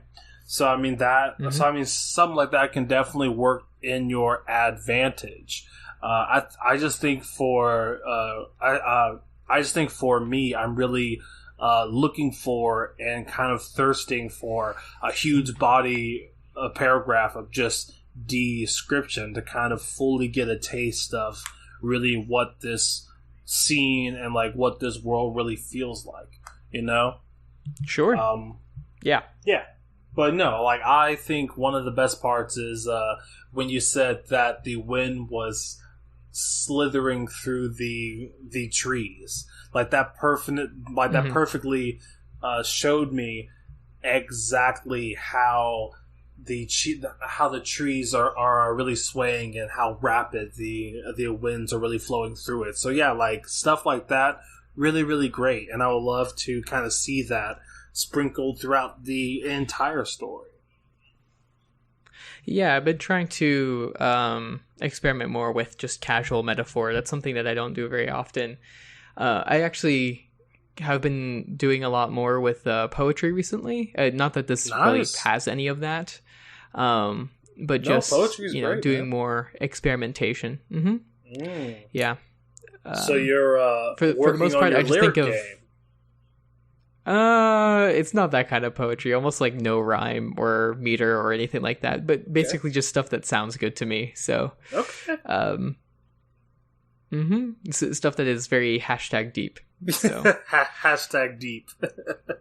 Yeah, nice. All right. Yeah, if you want to hear some of that, send me a DM and I'll tell you. I'm not going to post it anywhere because definitely not ready for anything half official. But all right, if you want to hear Matthias' shitty poetry, send me a message. I'm finna send you a DM right now. Okay. Thank you. Yeah, of course. So if you had the chance to go back and just switch up this story in any way, shape, form, or fashion that you would ever want to, what would you change about it in that second run? I think I would have a clearer idea for the plot in mind and work more with the characters' motivations to build that sort of tension and things like that, and maybe take it just like a bit slower as they go out. Maybe show a little bit more of the fear of Jan and Ricky, and also probably show at least one of their deaths, because that is more interesting. Okay. And sad. It's quite sad. And is there anything that you really learned from writing this week? Well, one thing actually at the beginning is that I just let myself narrate in a storybook way. And I've mentioned this a couple of times, but it's actually, for me, much easier to write in that way than to write how I do normally. Okay. And so it's interesting how I have some storytelling methods that just feel more natural and smoother when I write them, but I don't want to write in them for some reason. So I think using those even more, like there was one some time ago, probably some episode in like the 50s or 40s of our numbers, not the year, that had it was a story about a raven, right? Well, that one was really, really easy to write in that tone, even if it ended up being pretty long because of that. So yeah, just letting myself do stuff like that, letting myself just pick an easier route and working with it rather than choosing arbitrarily whatever style I want to be using. Okay, cool, nice. So basically switching it up to something a little bit more, I guess, experimental in a sense. Well, just different from what I usually do. Okay. Okay, cool. Well, thank you very much for bringing your story to us, Matthias. You're so welcome, Jarvis. All right. But okay, let's get into the listener stories from this week. Mm-hmm. As you already know and have already heard, definitely, we are going to spoil these. So please stop, go, read them, and come back to us. And the stories that we will be talking about this week are by Zakatigi, No Goodbye, Kamikaze Tomato, Ace of Sword, and One Merry Lilac.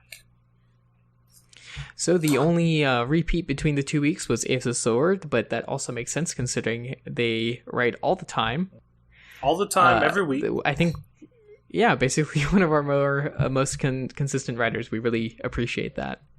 So this story is called Dominoes, and this is a sequel to actually the last time we talked about them, I think the week before last. Or the week before. Yeah.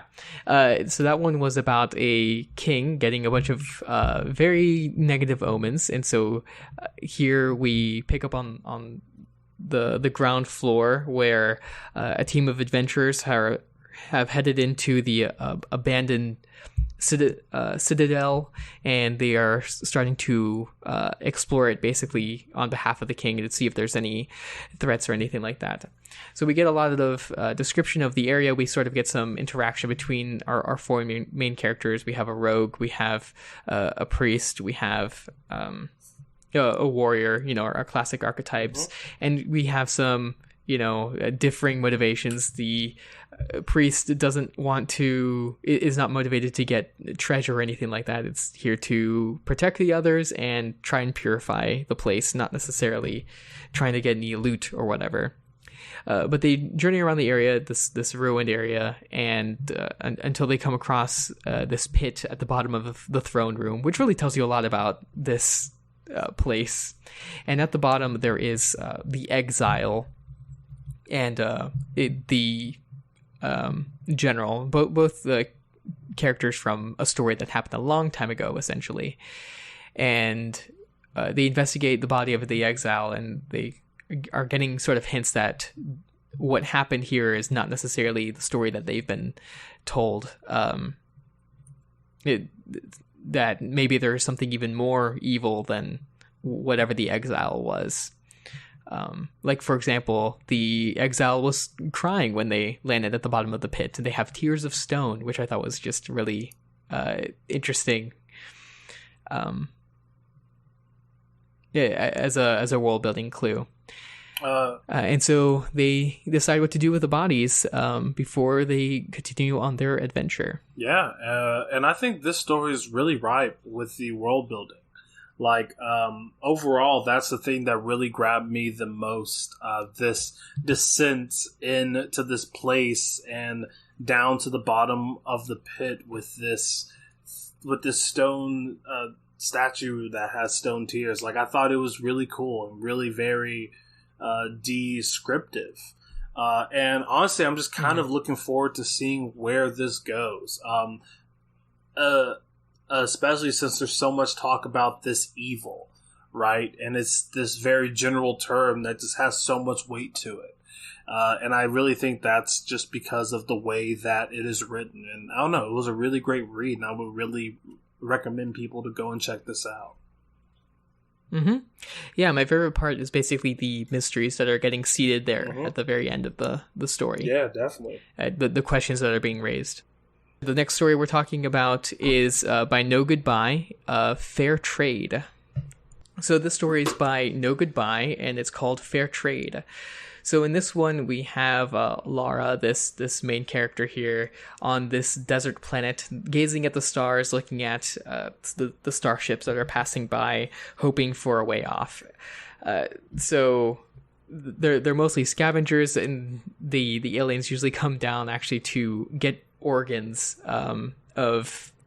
I think it's implied of the sentient creatures of the planet, which is a little bit concerning, but they are very wealthy. So Laura wants to get off, and at one point in her life, she basically found a way to sneak into the places that the aliens stay, and was able to pick up these cold stones, which I think are implied basically to be some kind of refrigeration device or something, and using the stones is able to over time harvest enough fresh organs to bring to the starship creatures and hopefully trade for a ride off to a different planet. But we have a twist here, a really cruel one, where the creature says that she has enough, but demands her to give up at least one of her organs in front of him, basically more or less just for his enjoyment. But she does it, and it's incredibly painful. There's no anesthetic, and it's, almost a performance. But she does get a seat on that starship. She does get to follow her dream. Yeah, so very crazy story. I really, really liked just the overall tone of this story. There's a sense of desperation throughout that I really like. And from the beginning to the end, it reaches this point of strangity that feels so very natural. And in a sense, as soon as it did get there, I was like, whoa. This story is completely different from what I thought that it was going to be, but I really appreciated that twist. Also, the world building here is top tier, so yeah, I really like this story. Yeah, it's super enjoyable read, and yeah, No Goodbye mentions in the comment that this is basically a Star Wars reference, which I thought was just really funny. But this is much darker than any Star Wars story I've ever seen, so... Oh, 1,000 times darker. All right, so next up is Kamikaze really Tomato with 2 choices. So this is a very, very interesting story, and I'm very excited to talk about it. So we start off here with these lines here, which I'm going to summarize a little bit. When you kill a monster, you have to act fast. Dig deep into its innards, make a slimy aperture, break its crystalline shell, do whatever you have to get at the core, the little heart of gold. Every monster starts the same way. So the backstory for this world basically is that gold, any amount of gold left alone, is made into a monstrous force and basically starts turning into a monster. We kind of get the backstory of what's going on here is that sometime in the past, someone cursed all the gold to turn into monsters or something of the sort. Basically, there's no records exactly to what happened, but basically, the more gold comes together, the stronger the monster. And these gigantic collections of gold basically have become gods. And so when you find gold, you are given 2 options, and it's presented really well here, right? It goes into this one normal option, the expected option, which is that you put a sign of a god on it, and then you offer it to the god.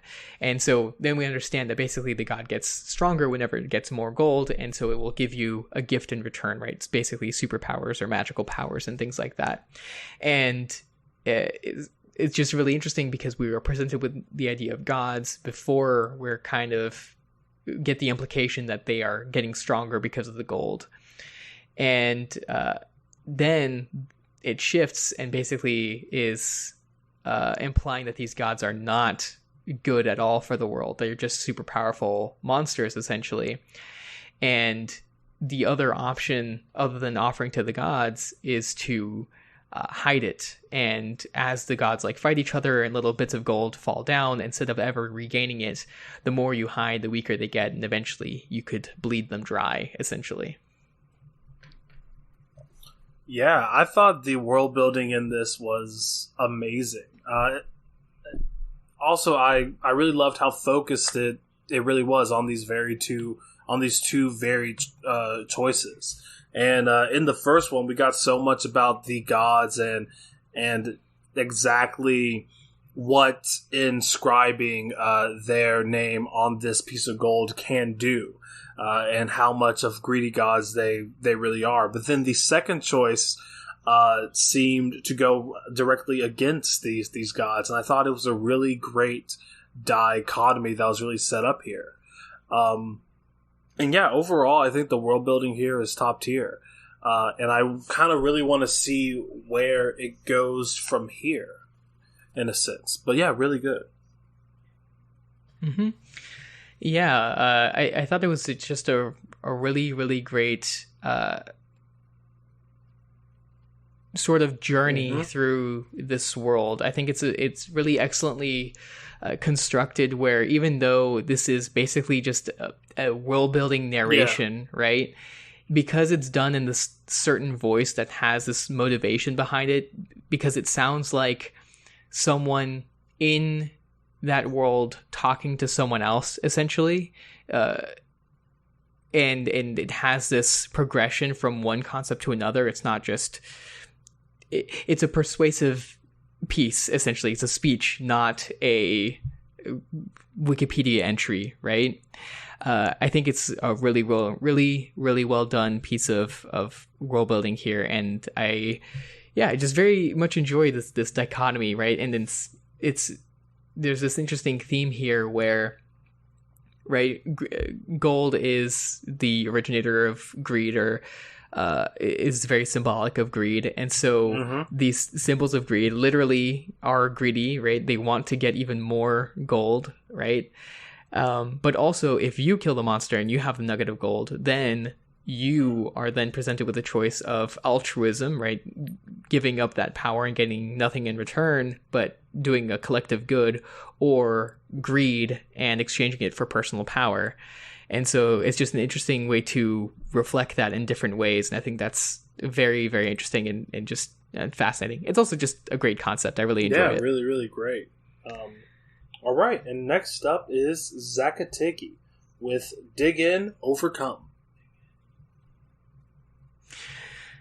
So this is almost one particular moment of a scene, and I think it really digs into the description of this, basically. So our main character here is slammed by this giant boar, which I'll just very quickly say that it's a wilder boar, which is times how we refer to our favorite author here, which I think is just funny. But anyway, it pushes against our main character's shield, and we get multiple paragraphs of just the sheer weight of this particular struggle. It's not, and what's great about it is that it doesn't get boring, even if it is one action, because we are just going through so many different aspects of this moment. We go from how the tusks are pushing against two particular points on the shield. We go to how her legs are like coiled springs, and they're about to tremble, and I really could feel the exhaustion in our character's muscles.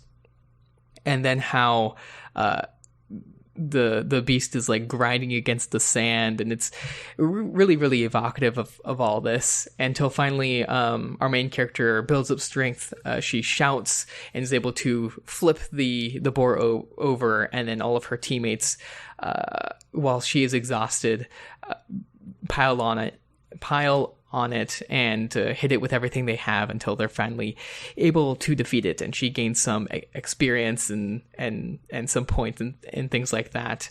And we kind of understand here by the end that this is a sort of lit RPG. So it's a world that's like a role-playing game, except it's real. Like, the experience points are like a real thing, and the characters don't know that they're in a video game like world. This is just how the world works. Which is just really, it's fun. It's a lot of fun. Yeah. I love how focused the story really is on this one moment, right? Because it goes through so many different facets that makes this event, this head-to-head bout, so impactful.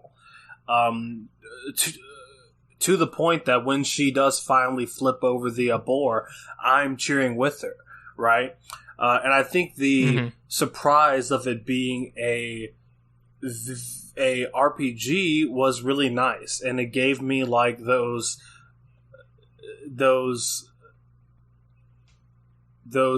nostalgic feelings that I got when I watched Sword Art Online. Right? Don't watch Sword Art Online. Hey! I think you gotta watch it at least once. But that's just me.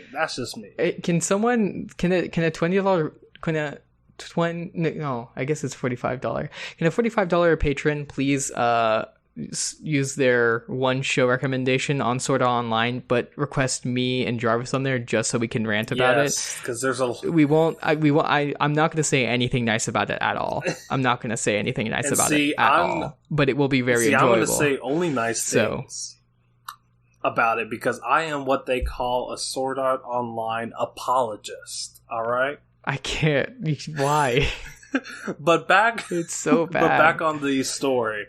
Wait, hold on, real quick. I saw a tweet that was like, it was some Sword Art Online stan, someone that loves it, and their tweet was something like, Sword Art Online haters always have the same tired arguments and it's like, why would you need more than a couple arguments on why Sword Art Online is bad? Like, you don't need fresh arguments. Oh, yeah. It's an old show. It's been bad for a very long time. There aren't any fresh arguments because the issues with the show have sustained throughout almost all of its run. Terrible. Yeah. But hey, it is a lot better than most shows out there. But back... Final recommendation... If you are a patron, you can be responsible for a Sword Art Online episode. You just have to give us $45, and it will be an episode with your name on it. I'm just saying. Okay, and then one smaller tangent. Okay, and then we'll stop. But if you do want a show that is a isekai, which is the genre that Sword Art Online is, there are 3 shows that I'm about to list. One is a comedy, which is named Kanosu. So those are my 3 isekai recommendations, and they are all a lot better than Sword Art Online. I regret going on this tangent. Me too. But back on the story once again. Yeah, we have one final story to talk about. Sorry, One Mary Lilac, for delaying with some just garbage talk. Just really low value talk. Here so One Mary Lilac has an untitled story here, but we start off with Nadia staring down at the monster that used to be her best friend, Edward. So Edward here has been turned into a monster. One arm is just gigantic, basically, but his other arm is normal. And there's this white stone on his forehead, and his eyes are all white, and basically we understand that this gem has possessed him in some sort of way. And so we have an action scene here where Nadia does not want to hurt her friend. She has this shape-shifting sword that turns into a shield at one point, but he is just too aggressive. He still has his own magical powers with his normal arm. If he touches the ground, he can make spikes shoot out of the ground, and it's just too much for her. She can't play safe anymore, and so she basically has to twist, dodge, and stab him and end his existence, and he fades basically into a withered corpse. And so that really throws away any idea that we had that this could have been salvageable and that he could turn back to normal. And she picks up the stone, and it's this sad moment. She curses Ed, and we kind of understand that he probably is responsible in some way for his own death, but not in a way that actually makes Nadia feel better about it. Yeah, I really love the dread that came across in this story of having to kill one of your friends, right? And I love how reluctant this main character really was in doing it. But at the very end, she has to do what she has to do. And I think that thread definitely really carried the story. And on top of that, I think a lot of the action is really well placed to where I can very vividly see exactly what is going on. So overall, I think this is a very successful story, and I would definitely recommend people to come and read it. Yeah, I really, really enjoyed it. I particularly like just how the action is executed. We really understand how things are moving, and even though there's some magic going on with these spikes shooting out of the ground and her sword shifting shapes, it just sort of feels right. There's the lines here where she uses her power for the first time. Nadia willed her sword to shift like it had always been that way. She suddenly had a shield in front of her, and the monster rammed into that without touching her. And that's just a really great order of events, essentially, in a way to describe that. So first we have like the feeling of what's going on. We kind of just understand like the sort of flavor of the action of how it shifts from sword to shield, and then it's there, and then there's an impact against it, and it rolls really smoothly through it. So really, really great job, One Mary Lilac. All right, so thank you so much to everyone who submitted their story. We are sorry that we weren't able to talk about all of y'all, but we will take a quick little moment right now to shout y'all out. That's right, and every single one that every time that you write, of course, your chance of getting selected goes up. So keep that in mind. So thank you very much to Kamikaze Tomato. Thank you, Ghost Pac-Man 4. Thank you, Nick to you, who is a new writer for that week. That's right. Thank you so much for joining us. Thank you, Sarah Penguin. Thank you, Ace of Sword. Thank you, Paradox. Thank you, No Goodbye. Thank you, Jarby Jaws. Thank you, Ridtum. So those were the people from that first week. So now we're going to thank the people from this week. Exactly. So thank you very much to Ace of Sword again. Thank you, Jarby Jaws. Thank you, No Goodbye. Thank you, Nick Dew. Thank you, Kamikaze Tomato. Thank you, Zakatigi. And thank you, One Mary Lilac. And also, we would like to get a big old do the right thing thank you to everyone who did leave a comment. Leaving a comment not only helps you figure out what you liked about someone else's story, but it can also help you figure out what's working in your own story. So thank you very much to Nick to You, No Goodbye, One Mary Lilac, Jarby Jazz, Paradox, Ghost Pac-Man 4, and Ace of Sword. Thank you so much for leaving comments this week. Yeah, you guys did fantastic. And especially I just want to thank you all for participating while we didn't have an actual episode out. The fact that it continued despite that is just really, really cool. And we really appreciate your support that way. That's awesome. And keeping this alive, even if we're not around, is really important to me at least. So thank you very much for doing that for us. If you want to be like all of these wonderful writers, you can do that by going to our subreddit, which is /r/do the right thing. All you have to do is go to the most recent week, sit down for 30 minutes, and use 3 of 4 words for that week. That's right. Which we'll announce at the end of this podcast. If you want to hear the words the earliest possible, the place to do that is to follow us on Twitter, which is @RightThingCast. That's where we get our announcements, and that's where you would get the announcement of this episode coming out, or last episode not coming out, of last week not having an episode. That's where you would find that out first, as well as when the words come out. Exactly. I really did some great phrasing right there. Fantastic phrasing.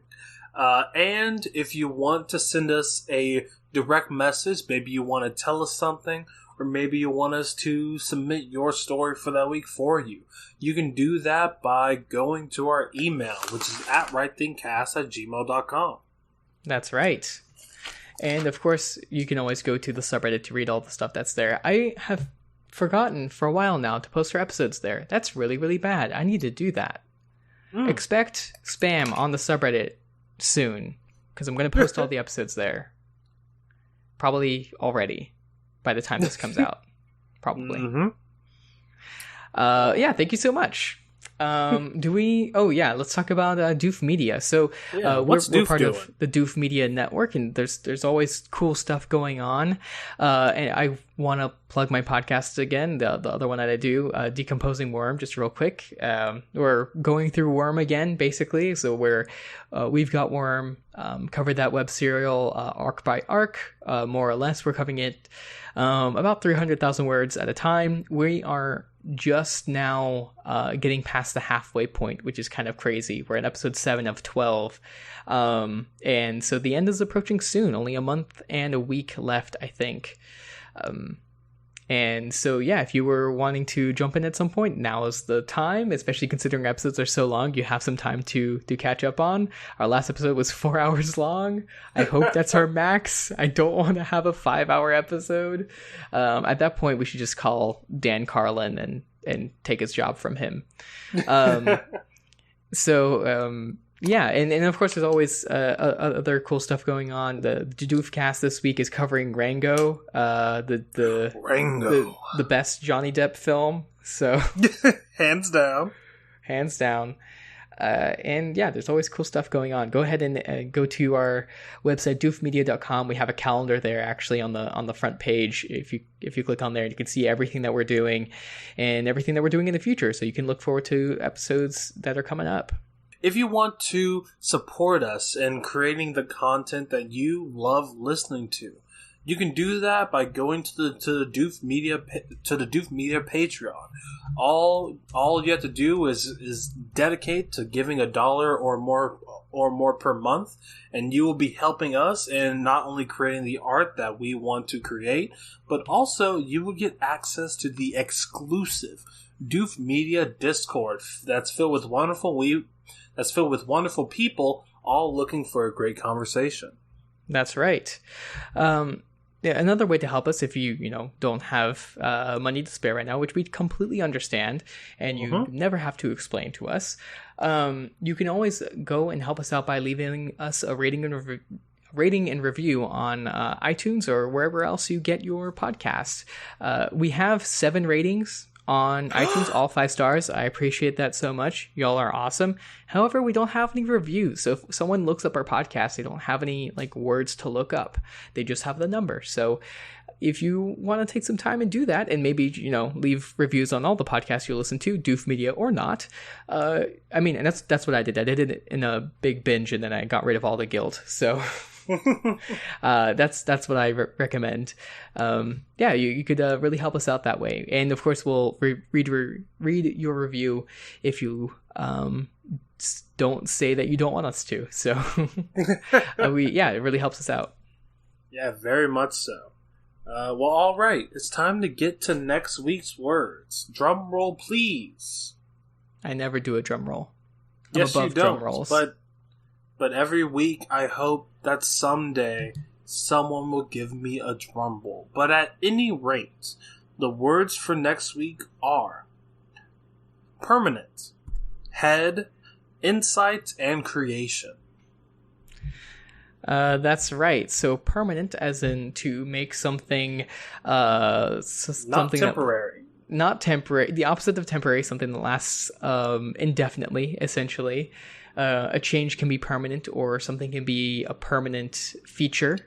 Head, as in the top part of your body, but also it could be used as a root for a lot of other words, like a head, something that is in front, or a heading, which is the direction that a ship goes in, or fellatio. I can't think of. Yeah, you could use it as a colloquialism for fellatio. I have a slight preference that you don't, but you could. So, yep. Then insight, which is the sort of understanding, getting a deeper understanding of something, essentially.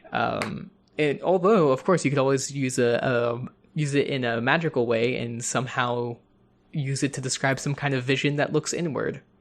And then creation, the act of making something that wasn't there before. So, Matthias, what story are you going to write next week? Oh, I'm going first. Okay. Well, I am an inventor, actually. I'm an inventor, like in the movies and stuff, where it doesn't actually make sense what I'm making and how someone without like a degree would make it. You know how like Anakin Skywalker can just like build a whole ass robot without going to MIT for 10 years? I'm that kind of inventor. So, I was working in my shop, which is located in the junkyard, as you know, all inventors do, working on my latest creation when I discovered this car, a whole car, and I had this insight that would be the great. This car, which is a beetle, would work really well as the head of a giant robot.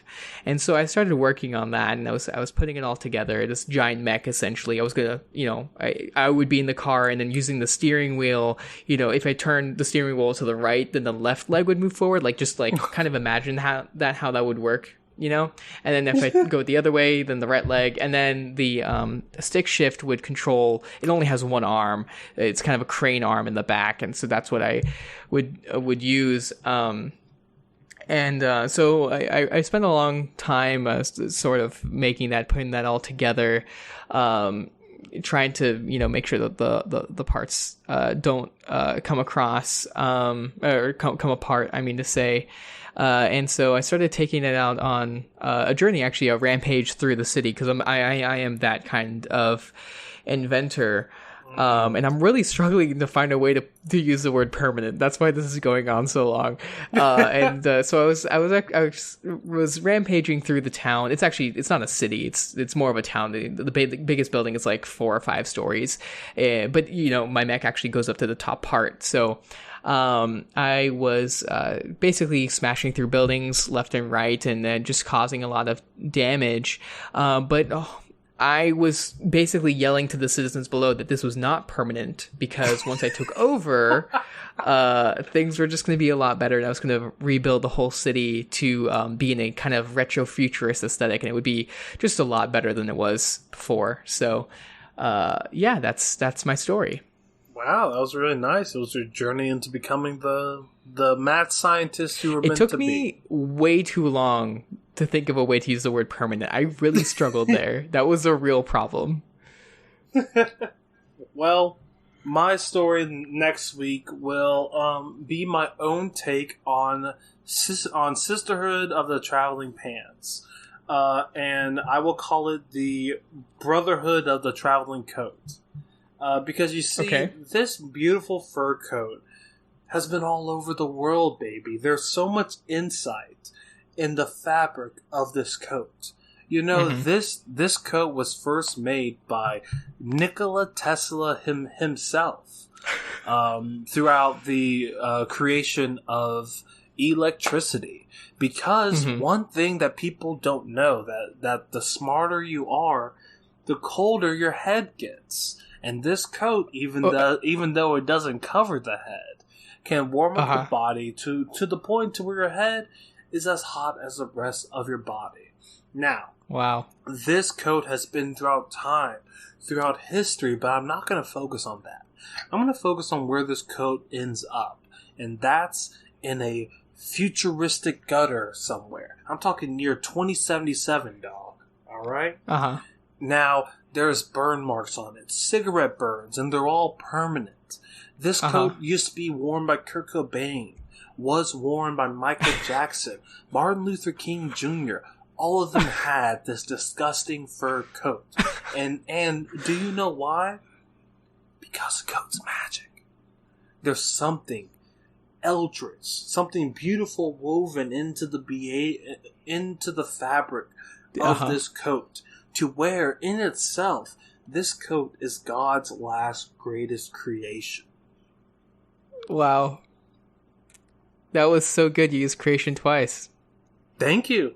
That's beautiful. I'm in tears right now. Actually, I have big fat Ghibli tears, the Studio Ghibli tears rolling down my cheeks. Yeah. So thank you for making me sob on air. I really, really appreciate that.